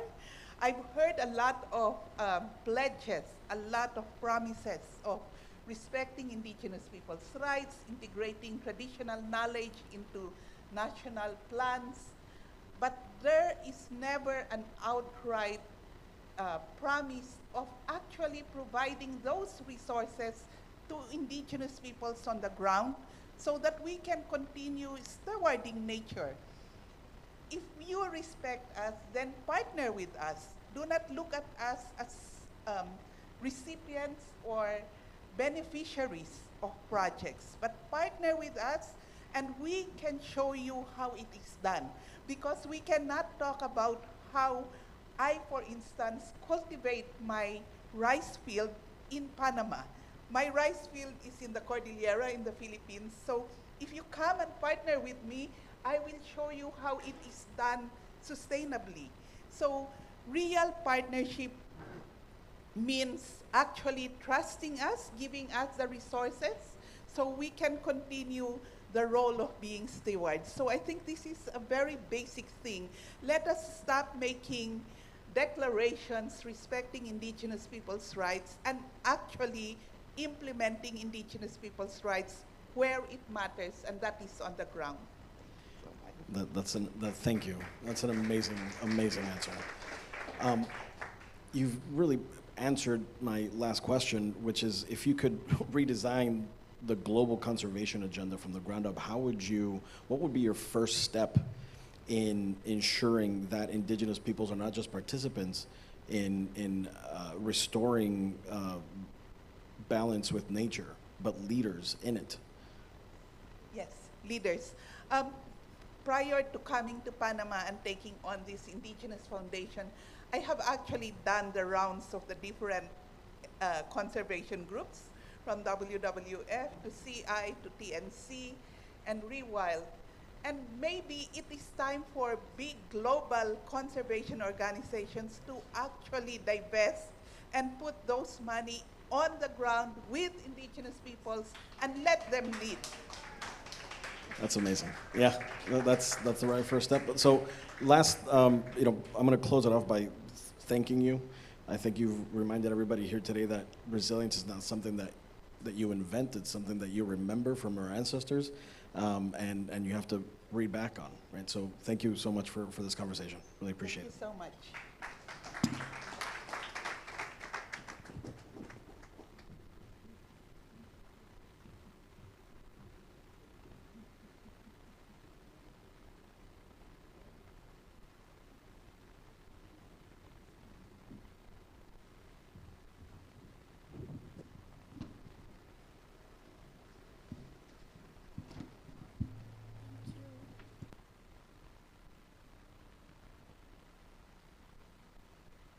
Thank you, Minnie. So we are entering the final phase of today's program. We have two final conversations to close out the day. Our next session asks a powerful question: what if our economies valued life itself, biodiversity, soil, and human well-being as the true foundation of prosperity? This dialogue explores how we can redefine value creation through nature, bringing together leaders who are reshaping the rules of finance, measurement, and regeneration. Please welcome our moderator, Sandra Vasquez, Executive Director of Proeco Azuero, whose leadership is transforming restoration across Panama's dry forest through education, women-led nurseries, and community-driven reforestation. Joining her are our two esteemed panelists, Dr. Zach Bush, CEO of Waveform Holdings, a physician and systems thinker pioneering soil-based carbon measurement and waste-to-energy innovation, and Timothy Frederick Coles, CEO of Replanet, a global leader in ecosystem restoration finance and biodiversity credit development. Together, they'll discuss how redefining prosperity and quantifying what truly sustains life can reshape both markets and mindsets. Sandra, take it away. Thank you. Thank you, Dr. Coles. Thank you, Dr. Bush, for being here. It's an honor to be here with such special and influential and inspiring leaders like yourself. And I want to start, Dr. Bush, I'm asking you, you often speak about the biological intelligence of nature and its parallels with human health. How can lessons from the microbiome and soil health help us rethink the metrics that define economic and social well-being? My background is a medical doctor. I began in the 1990s with my medical career and got to be the first generation of physicians to watch the fundamental collapse of human biology across the entire planet. When I started medical school, there was not fibromyalgia, chronic pain syndromes, there was not a cancer epidemic, there was not an autism epidemic. The world fundamentally looks radically different today than it ever had before. And I got to be that generation of physicians to witness the greatest collapse of human health in history. And it was in that journey, ultimately getting myself into endocrinology and metabolism, where I was studying the phenomenon of energetics and life, that started to realize that I was in the wrong space. If I was going to stay a physician, I would never prevent a single case of disease in the entire efforts that I would make. My technologies were coming very, very late in the process of disease. I was creating chemotherapy at the time. And so in that journey, found that I needed to start way upstream of human disease to get back to environmental health if I was going to have an impact. And in that, discovered that this concept of metabolism or energetics was really the foundation of not just human health, but our entire conversation around climate change, climate crisis, and the changes we were seeing. And so that's where I work now, is at this intersection of human and ecologic health on large scale, to understand that carbon is actually not our crisis. Carbon is actually the mechanism by which life happens. Without the movement of carbon from air to soil to plant back into the food system, life does not occur at all. And so we have to fundamentally change a $40 trillion industry of carbon credits that believes carbon to be the enemy back into a transformational moment where we realize carbon is the fundamental solution, and we will not have humans on this planet in 200 years if we don't immediately, radically change this mindset. And that's where we're moving now with all of the companies I'm touching and working in Saudi and a lot of these oil countries, to realize that our oil countries need to immediately become soil countries and become part of this solution where there's more energy on the planet than ever before over the next 100 years, because we finally close this carbon loop. If we close the loop between CO2 in the atmosphere and our breathing soil systems, allow recovery of those soil systems to breathe it in, we will literally have the greenest planet that's ever been here, because we have more CO2 available than ever in the history of the planet, because we've brought those fossil aquifers of oil to the surface. The oil industries will, in hindsight, create the greenest planet that's ever occurred. In the process, they may extinct the human species by not understanding their relationship to biodiversity. And so we have this misinformation around carbon and a divorce of carbon and the understanding of biodiversity that's driving the collapse of both human and planetary health. And all of you in this room can make Panama the first country in the world to really reverse that paradigm and create the greenest sector of the planet. And you guys are very well prepared, I think, from an intention standpoint, and incredibly well prepared from your geographical and ecological location on the planet to become that acupuncture site. And I believe that Panama and the Isthmus of Saudi Arabia, with the Suez Canal and the Panama Canal, those two injuries to the biome, they slice through these critical movement spaces from one hemisphere to the other. The Panama Canal and Suez Canal can become our acupuncture points where we reconnect this carbon metabolic life cycle and restart a rebirth process to this planet that nobody is imagining in this dialogue that we have around crisis, and we can really start a new information stream around rebirth. Thank you. That was a lot of information. Thank you. Your work integrates technology, energy, and regenerative agriculture. How can new approaches, such as soil-based carbon measurement or waste-to-energy systems, shift the global conversation from offsetting carbon to restoring living systems? Yeah, in some ways, this is just, again, a remembrance of how life happens. Life is a concentration of light energy. A single cubic centimeter of biology of my body burns about 10,000 times brighter than the surface of the sun. It turns out I am lit by the sun. I am working through the carbon molecules created by the chlorophyll that's in green plants. So chlorophyll is capturing CO2 and storing a photon of sunlight. The mitochondria, which are small bacteria that live inside of my cells, and there's a pretty good number of them, there's somewhere around 14 quadrillion bacteria living inside my body called mitochondria, are breaking apart those carbon molecules. 14 quadrillion mitochondria working every single millisecond to release more sunlight is what's concentrating light inside my body. Life is a concentration of light energy. Life is a concentration of light energy. That's all you need to know to figure out how humans go on to not just survive, but become more verdant, more robust in our vitality than we've ever been before. We need to understand ourselves as a diverse ecosystem.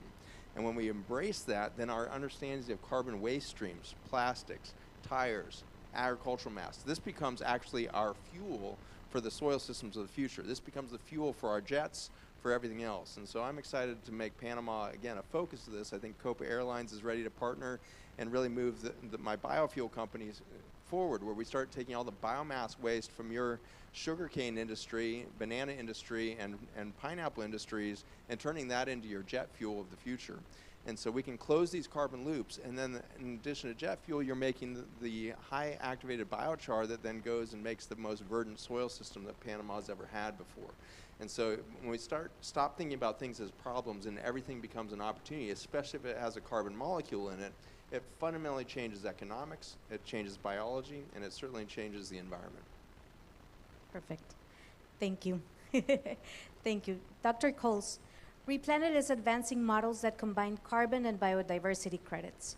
What have been the main challenges and breakthroughs in creating a verifiable, market-ready way to quantify and monetize biodiversity? Okay, well, the first problem that you've got to face with biodiversity is that there are 100 different ways of quantifying biodiversity and issuing biodiversity credits. And that wouldn't be a problem if they all produced units in exactly the same format. That's what we got in carbon. All carbon projects produce units of tons of carbon dioxide equivalent. But in biodiversity, they produce completely different units, so you can't compare them, like for like. So the first thing that was needed was to work out what is a unit of biodiversity change.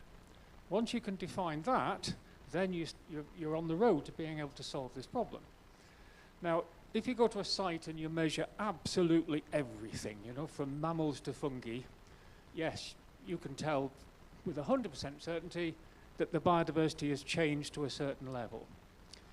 So how much of that do you have to measure in order to get something that's realistic as an estimate of the change?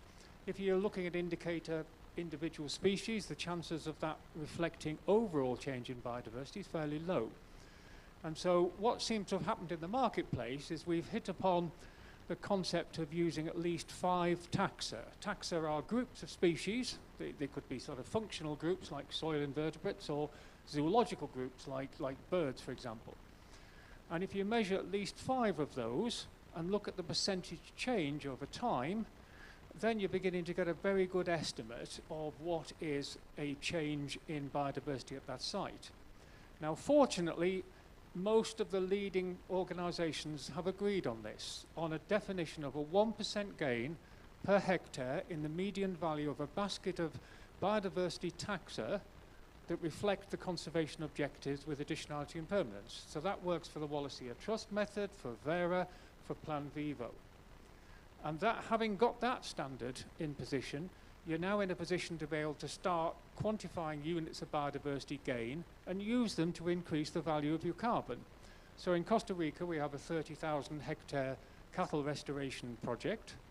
It's worth $200 million, partly because a large increase in value of the carbon comes because you're quantifying the biodiversity with it. In Indonesia, we have a project that's only 2,000 hectares of restoration of mangroves. It's worth $100 million because you've got the quantification of the biodiversity alongside it. And that's what I urge Panama to do. Open it up to the private sector markets, not to protect your existing biodiversity, that's something, you know, and carbon, that's something you've already got here, but certainly to restore some of your habitats and ecosystems and populations, and use that using the private sector markets, because there's a huge opportunities for inward investment. Thank you. You've helped shape key international frameworks from Vera to the Biodiversity Credit Alliance. How do you see these emerging standards influencing how investors and governments value ecosystem over the next decade? Well, thank you for that question. But essentially all we've done at the moment is be able to help add biodiversity to carbon and increase the value.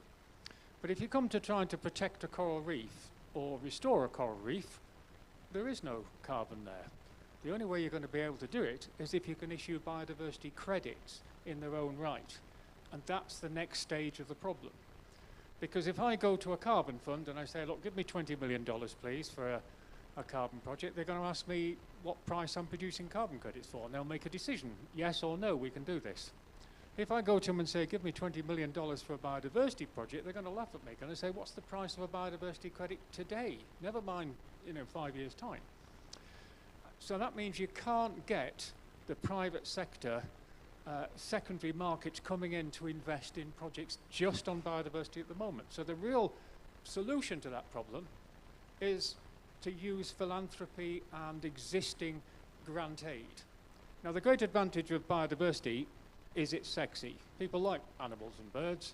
A ton of carbon dioxide doesn't really turn many people on. So you've got a lot of people already investing in wildlife conservation. Why not quantify the biodiversity gain that's being achieved as a result of that investment, give them the biodiversity credits back, let them trade those on the market? And there are traders here in Panama that I know that last time I was here asked if they could give me $100,000 for any biodiversity credits we had as of today. We know people want to buy them because, you know, they would trade anything. They're not interested in biodiversity, but they were very keen to get hold of them. We know there's a market for them. If we can get some credits onto the market, get them traded, that would allow the donor to get their money back, which is a great result for them. But more importantly, it would start establishing prices, and that would allow the secondary markets to then start coming in. I have one last question for the both of you. If we agree that what gets measured gets valued, how can we ensure that the tools and metrics we design to value nature don't reduce life to numbers, but instead help societies reconnect with the true meaning of prosperity and balance? From my perspective, the concept of bioregionalism has to become fundamental in the way in which we value any sort of economic measure. For Panama to consider itself separate economically from any of its regional, friends and neighbors is one of the main problems with our current economic system. And so this affects carbon credits very heavily. And so for Panama to sell its carbon credits to Microsoft or something like this, you end up with an abstract market of disconnected economies. And this further abstracts the economy of Panama.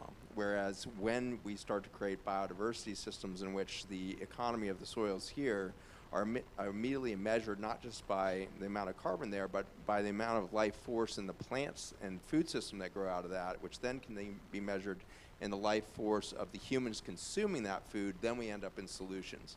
And so we need to start to understand this, and it can be done easily with carbon metabolomics.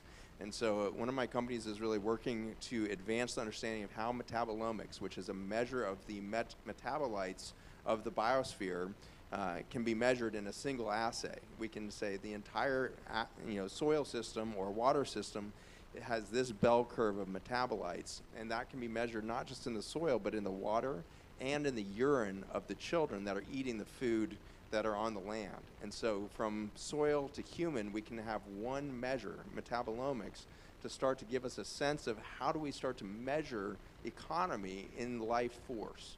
And I believe that's the future of global economies, is biosphere life force economics.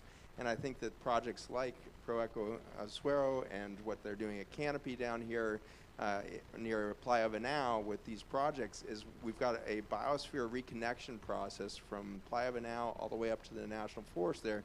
If that corridor is reconnected with 700 farmers working through this, we can actually measure that for the very first time from soil to water to human. And I would love for these projects here in Panama to really catch traction and be the very first to demonstrate biosphere economics in the human biology and start to consider human biology as part of the biosphere, part of the ecologic recovery. We need to stop thinking of ecologic recovery as different than our children's own health.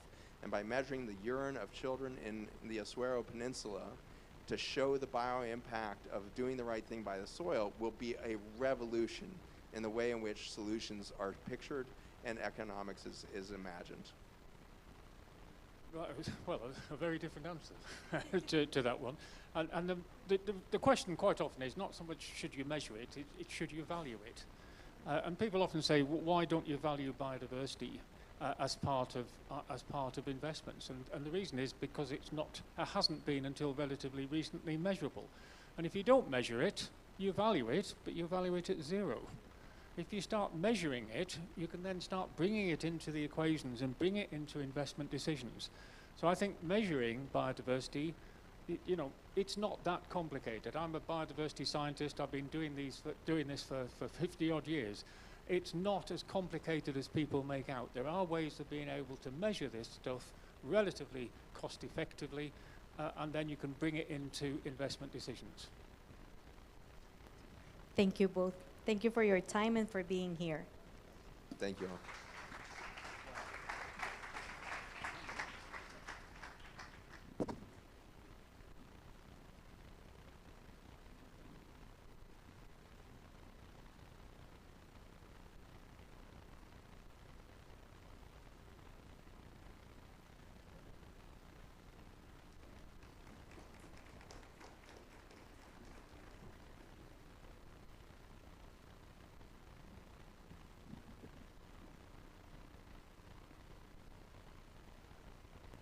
Thank you, Sandra, Zach, and Timothy, for that engaging and lively panel conversation. So here we are at the closing of the Nature Summit. We have one final conversation, and it's quite fitting.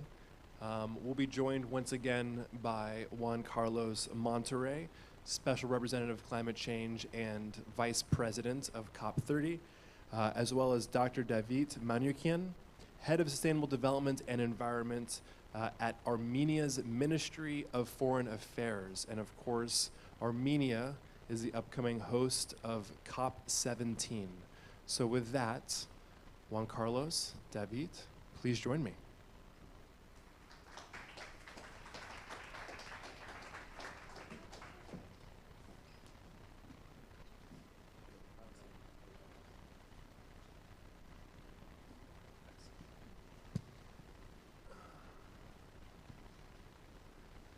Hello, gentlemen. Hi. So, David, I want to begin with you. We, of course, are here in Panama, and it is alongside the CBD, the Convention of Biological Diversity. You are bridging these two worlds here at the Nature Summit, but also very much focus and engage on the negotiations taking place a few miles away. I'd love, David, if you could share kind of the state of what is taking place at the Convention Center, where 180 governments have gathered to discuss the future of biodiversity. Well, thank you very much. And first of all, I would like to thank Panama for organizing this very important event and Nature Summit. And it's lovely to be here. It's great to be here. And also thank you to Panama for hosting us as parties and stakeholders for the two intercensal processes that are going to happen before COP17 takes place in Armenia. And thank you for the question. Here in Panama, I think we are having a very crucial milestone when it comes to the key and important deliverables of COP17, which is a biodiversity COP17 happening exactly 1 year later in Armenia. And Panama is going to serve as a critical, important, crucial milestone for that.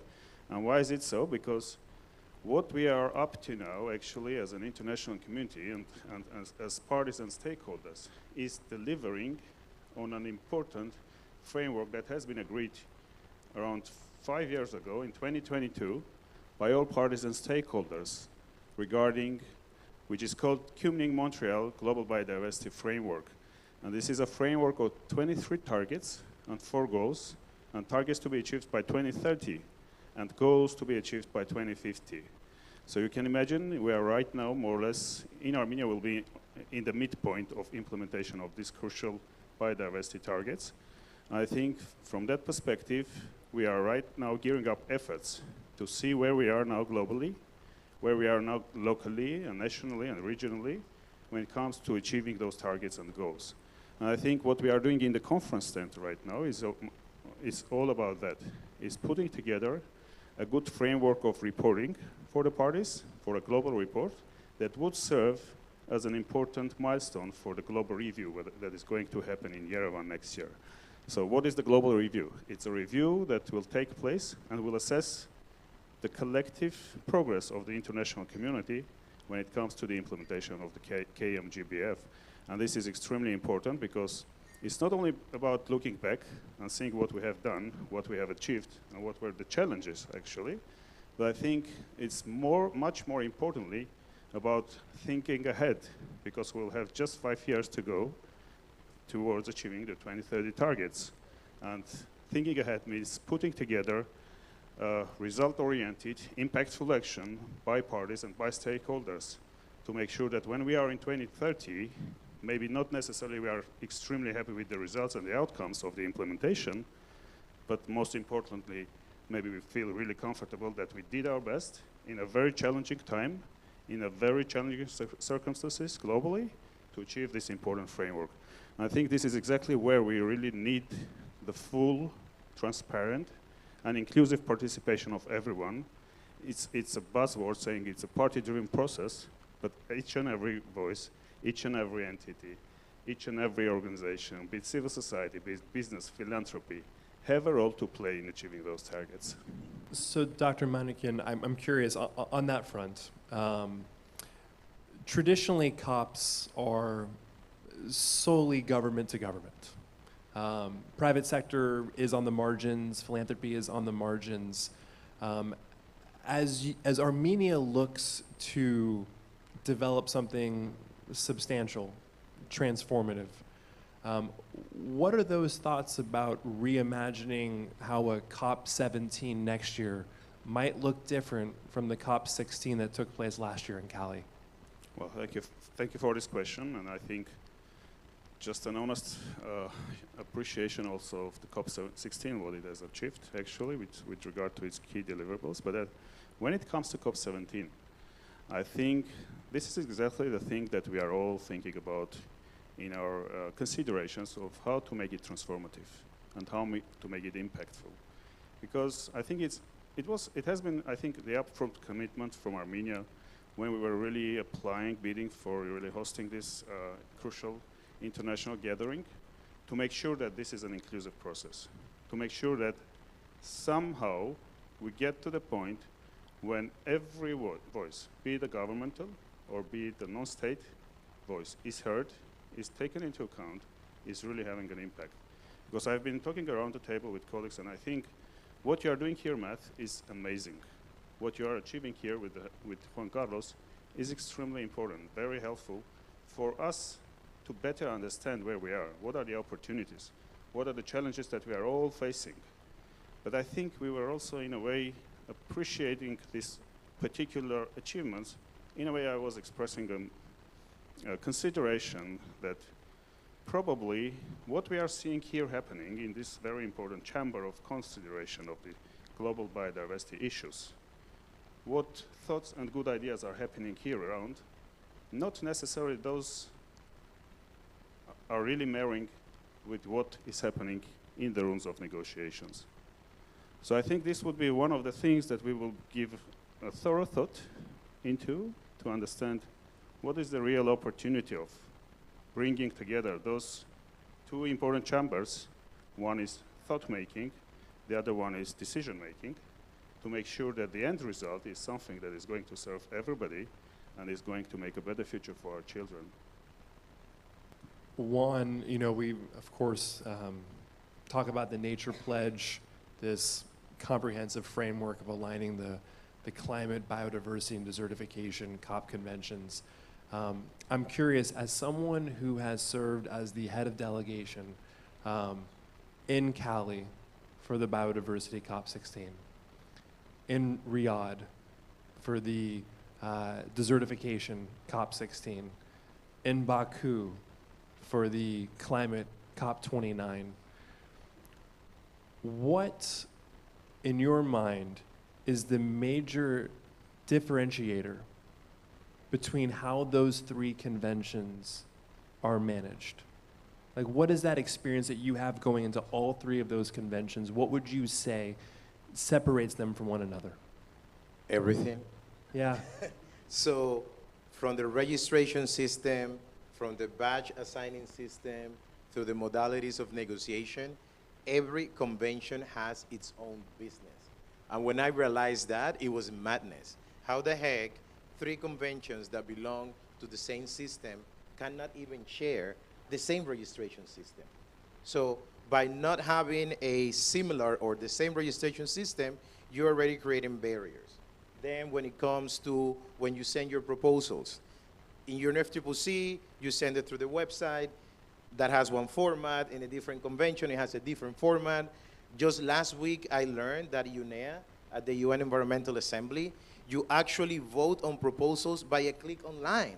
And I wonder, why the heck the other conventions or like the other spaces don't have this? So fragmentation is literally an epidemic throughout the entire UN system. Sometimes I believe that this happened this way because we had the original scheme of splitting everything back in 1992. Now, after a year, I believe that it happened this way because we have a bunch of diplomats, a bunch of bureaucrats that leash off that system. You know, there are so many people that are going to be against what we're trying to do because efficiency means less people working in the bureaucracy. Efficiency means less travel, less DSAs, menos viáticos, less VIP dinners, less receptions, and there is an entire community of people that just live off these travels, these cocktails, these receptions. So make no mistake, we understand what are the barriers that we are facing in this route to integrate, to be more efficient, and that's why we do the Nature Summit, because we literally need to build an army of people that think alike and that open their eyes. You know, I'm a rat of the UN system, you know, for the past 10 years. I have been in this process since 2014. But it was not until I had a conversation with Minister Navarro, and I said, so Minister, we have 45 documents to produce in the next 5 years. And he said, stop there, I'm not producing that. Go back and think about something different. And I was like, I cannot think of something different. These are our mandates. This is what we have to do. But I had to go back and retrain myself because I had been trained by the system. I have been working inside these bureaucracies for 10 years. But it took this meeting with Minister Navarro, who comes from the private sector, who's all about efficiency, for me to also open my eyes. I am not certain, I am not sure that my eyes will have been opened without that meeting. But what I'm certain, what I'm sure about, is that we've made a lot of progress in a year since that conversation started. And there are even more crazy ideas, well, not crazy, innovative ideas that we are trying to channel and that we're thinking through. The minister is very bullish about the idea that these 3 cups needs to be unified into a single cup. These 3 conventions need to come back together into a single framework of action. Now, negotiating that, it's going to take at least 10 years to convince people of this, especially this group of bureaucrats and diplomats. You know, the thing that I hate the most is when someone tells me, I have been negotiating since the Rio Convention, and I'm like, gosh, you need to leave. You've been here for too long. We need fresh minds, fresh eyes, fresh blood into the system so that we change it. Because currently, Minister of Foreign Affairs, your unique perspective, I'm curious if you can also shed some light on this. Countries have different negotiating teams for each of these UN conventions. Have you found that those negotiation teams are talking to one another? And have you found yourself in a situation where alliances that you are building with certain governments and certain COP conventions create conflicts in other conventions? And what does that process been like for you? So as you mentioned, usually the negotiators of climate are different from the negotiators of biodiversity, different from those of the certification, completely different from those of plastics. And the worst time of a negotiation is when you're trying to push this vision of synergies and, you know, in the climate convention, try to bring up biodiversity. And then the negotiator from a European nation says, oh, sorry, I cannot engage. I'm not a biodiversity person. What the heck does that mean that you're not a biodiversity person? Or when you go to the certification and you're trying to push, you know, the climate vision, and they say, sorry, I'm all about land. We cannot include this here because I don't know about this. So what we need across the nations is what Panama is doing. Little by little, we are creating an army of negotiators that are versed across many conventions, because that's the regional scene. If first you split the environment into separate conventions, and then you assign separate people to deal with each one of these fragmented structures, and guess what? the biodiversity negotiator is going to hug everything they have on biodiversity because they don't want the climate negotiator to come in and take their trip to Riyadh away or take their trip to Armenia away. I mean, travel is a big perk in diplomacy, and people guard these spaces literally with their life because that's the little corner of power that they have. But what we're doing, I believe, if I'm not mistaken, Panama is the only nation in the world that to build our delegations, we put out an open call. We put out an open call for biodiversity, for desertification. We put it out. People apply. We review it. And if you're a professional that, first of all, speaks English, number one requirement, you need to speak English. Second requirement, you have to drive. Third requirement, you can work 20 hours a day. Those are the three things that we request out of our negotiators. And we get people from outside of government. In fact, at least half or a third of our negotiators are not even government staff. Many of them are not even Panamanians, because that's the other thing. This stuff is so complicated that every country does not have all the technical expertise that you need to engage. So for example, in plastics, we had advisors from Greenpeace. We had advisors from PU. In fact, we almost always have advisors from PU in our delegation. We have advisors from the Environmental Integrity Agency. We open our delegation. For example, going into Baku, I think as of right now we have, I don't know, Anna, 80 people on the list, out of which 12 to 13 are the negotiators, and the other ones are people that we give blue passes, because it's also silly that only governments can go into these spaces. So we're not only opening up our delegation of negotiators, we're also opening up the COPs so that people can go. Dr. Mencken, we were talking earlier, and of course, your focus here is on biodiversity. You mentioned shortly you'll be traveling to Belém for COP30. Can you, as the head of sustainable development and the environment for Armenia's Ministry of Foreign Affairs, what does success look like at COP30 in the context of COP17 next year? Well, thank you very much. I think this is a very, very thoughtful question. And I just wanted to mention that when it comes to negotiators, it's not 24 hours or 23 hours a day, it's 26 hours a day, actually. But yeah, when it comes to what is it that the international community is going to achieve in Belém and how it is going to make a change and impact for COP17 in Armenia, I think here is a lot to say about the linkages between climate change and biodiversity. And those are linkages which I think people around the tables know much, much better than me, because I'm a negotiator. I'm not an expert in particular, topic of biodiversity or climate. But anyway, I think what has been said right now, and very eloquently mentioned by Juan Carlos, exactly, the issue is there that sometimes you see negotiators, experts engaging in different processes quite separate from each other in a compartmentalized manner, so in a different, disconnected, not having really understanding what's happening in biodiversity context and what's happening in climate context. But in reality, those things go hand in hand, and they are impacting our life hand in hand. I'm coming from a country, Armenia, where actually it's 80% mountainous. And what is happening with climate change, it immediately impacts all the ecosystems, everything that we have. So it is happening in our real life. Why isn't it possible to really manage those processes also in a unified, in a complementary, in a coherent manner, so that the results are also something that could be scaled up in this kind of discussions, where we have people, where we have organizations, where we have interests that are really there to be helpful. But they want to be helpful in a process which is really impactful, but not in a one which is separated and compartmentalized, right? So in Belém, I think a crucial agenda item would be exactly about how do we relate climate change to biodiversity, how do we relate climate change to desertification issues and negotiations.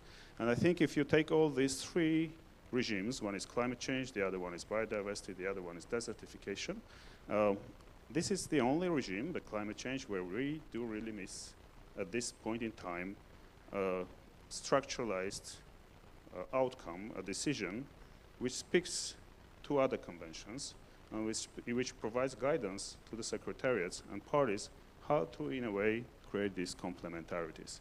We have a similar decision in CBD process. It was one of the good achievements of COP16. There was an impactful decision in CCD as well in Riyadh, in Saudi Arabia, again on the same topic.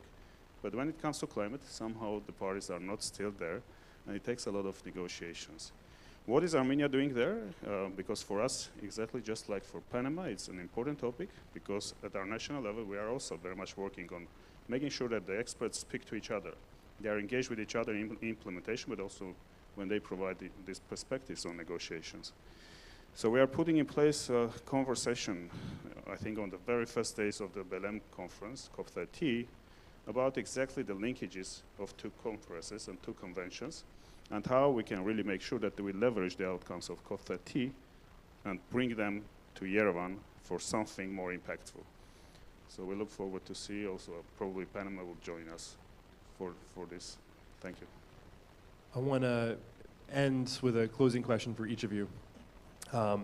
David, I'll start with you. Looking out in this room as we look towards COP17 with the goal of achieving success, however that may be defined, talk about wanting COP17 to be one of the most inclusive, engaging different sectors. Right here in this room, we have one of the largest foundations in the world. We have the co-founder of Earth Fund, one of the largest private equity funds focused on sustainability and climate action. Obviously, some leading innovators and entrepreneurs in One Amazon, developing strategic partnerships with governments, creating valuation, but also driving that investment back in the countries. What is your call to action for those in this room about how they can help Armenia make COP17 a success, given the respective roles that they play outside of government? Well, thank you very much. And I think first call is book your flights, book your hotels, and do it now, actually, to make sure that you are in Yerevan next year, because exactly, this would be an extremely important process. Armenia will be under the spotlight because of this global review, and the global review is something that is going to bring an action, a lot of action. And this action is not something that is going to be taken by the governments alone. And this is an action where we need you. We need all the private sector, businesses, philanthropies, and civil societies to come together and to get some very good outcomes, some very good processes towards 2030. So looking forward to see you all in Armenia next year. Nature Summit, October 2026, Armenia. Let's make it happen. Amazing. Yeah.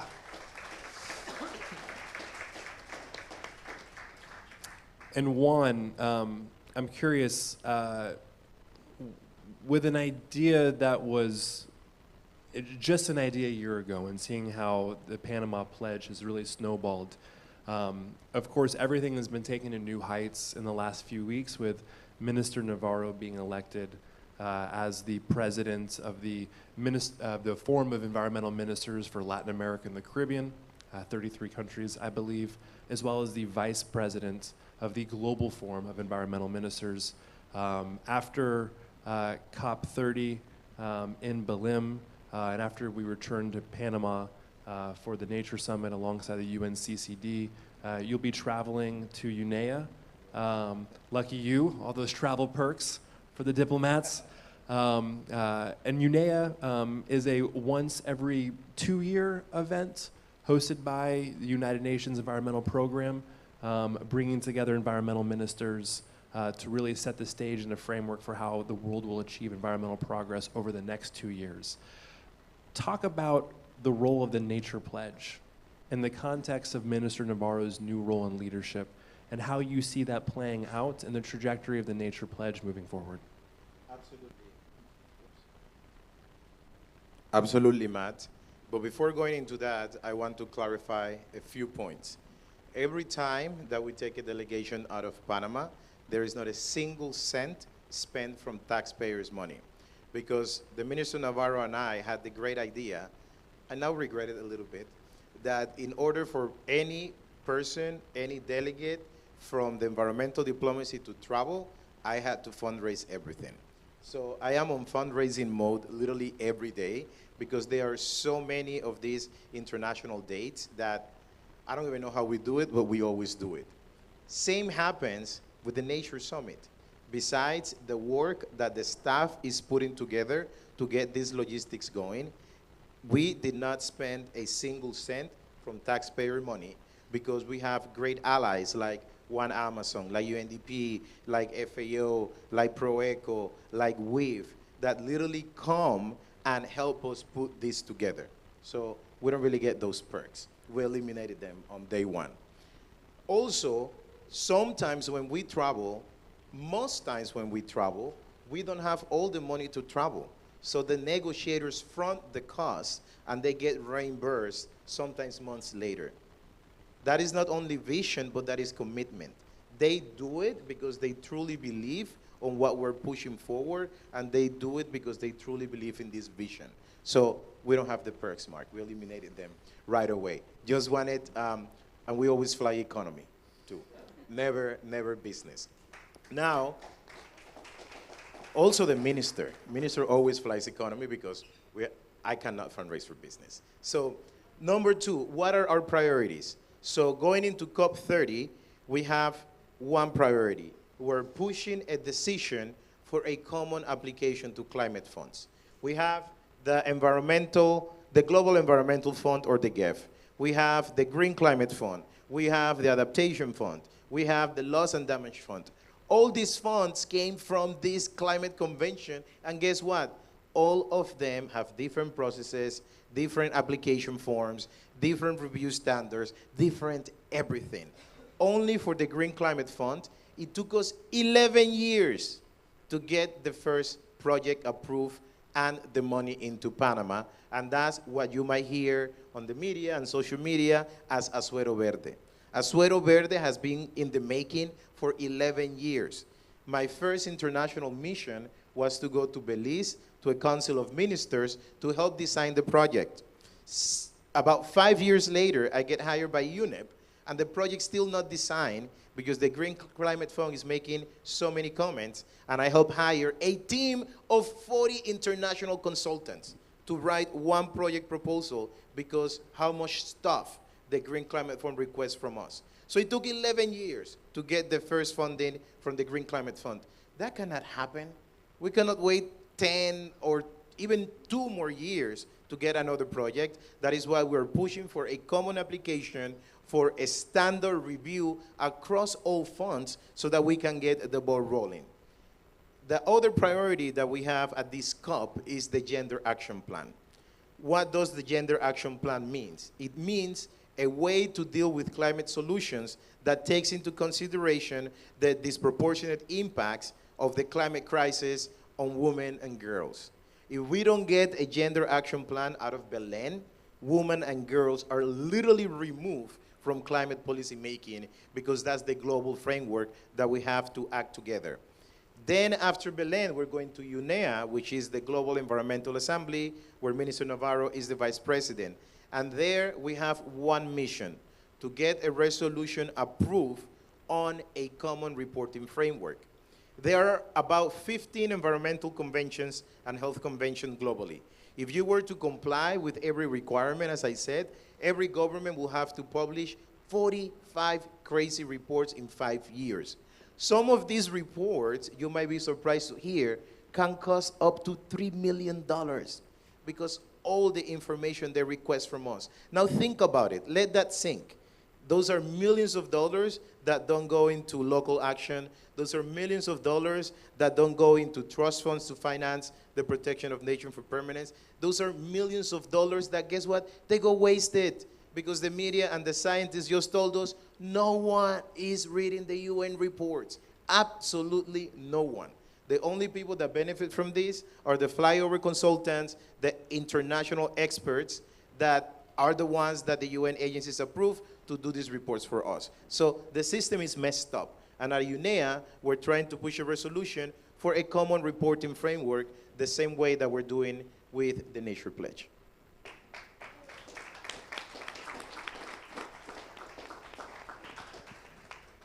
And with that, gentlemen, thank you for joining me. Thank you, Matt.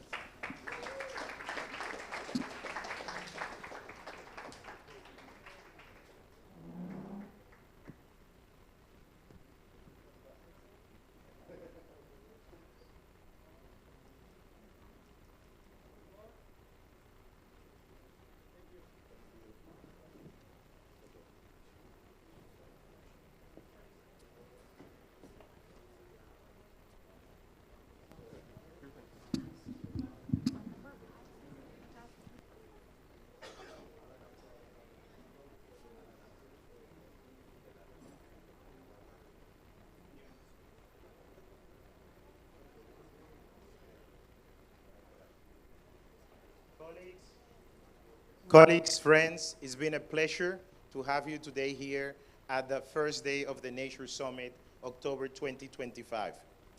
33 years ago, world leaders made a decision and we created the Rio Conventions.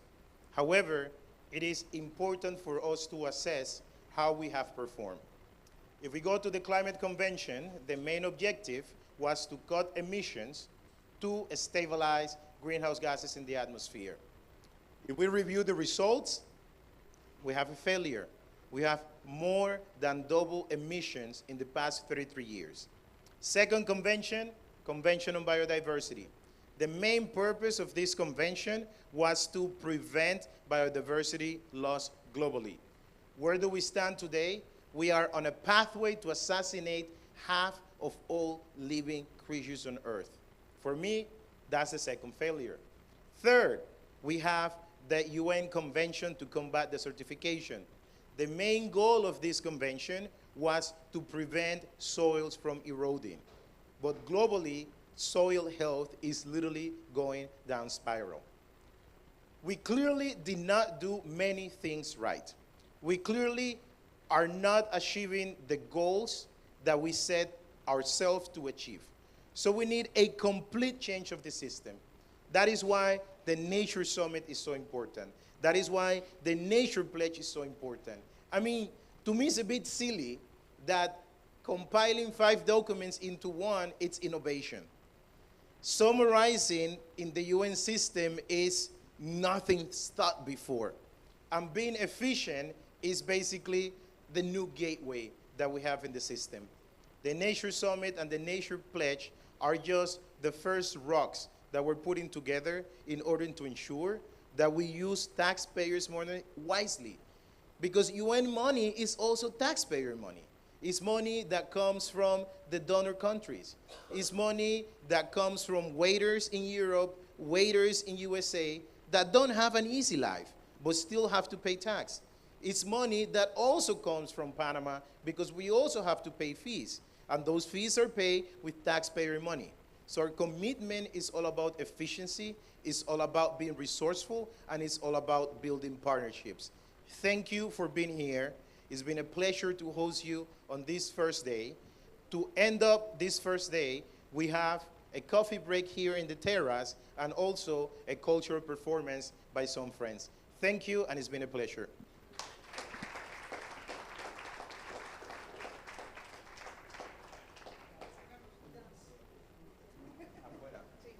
Also, outside, we have some indigenous leaders that are selling handicrafts and all of that. So we encourage you to support their business. Yeah, everybody come outside. That's what I'm trying to say.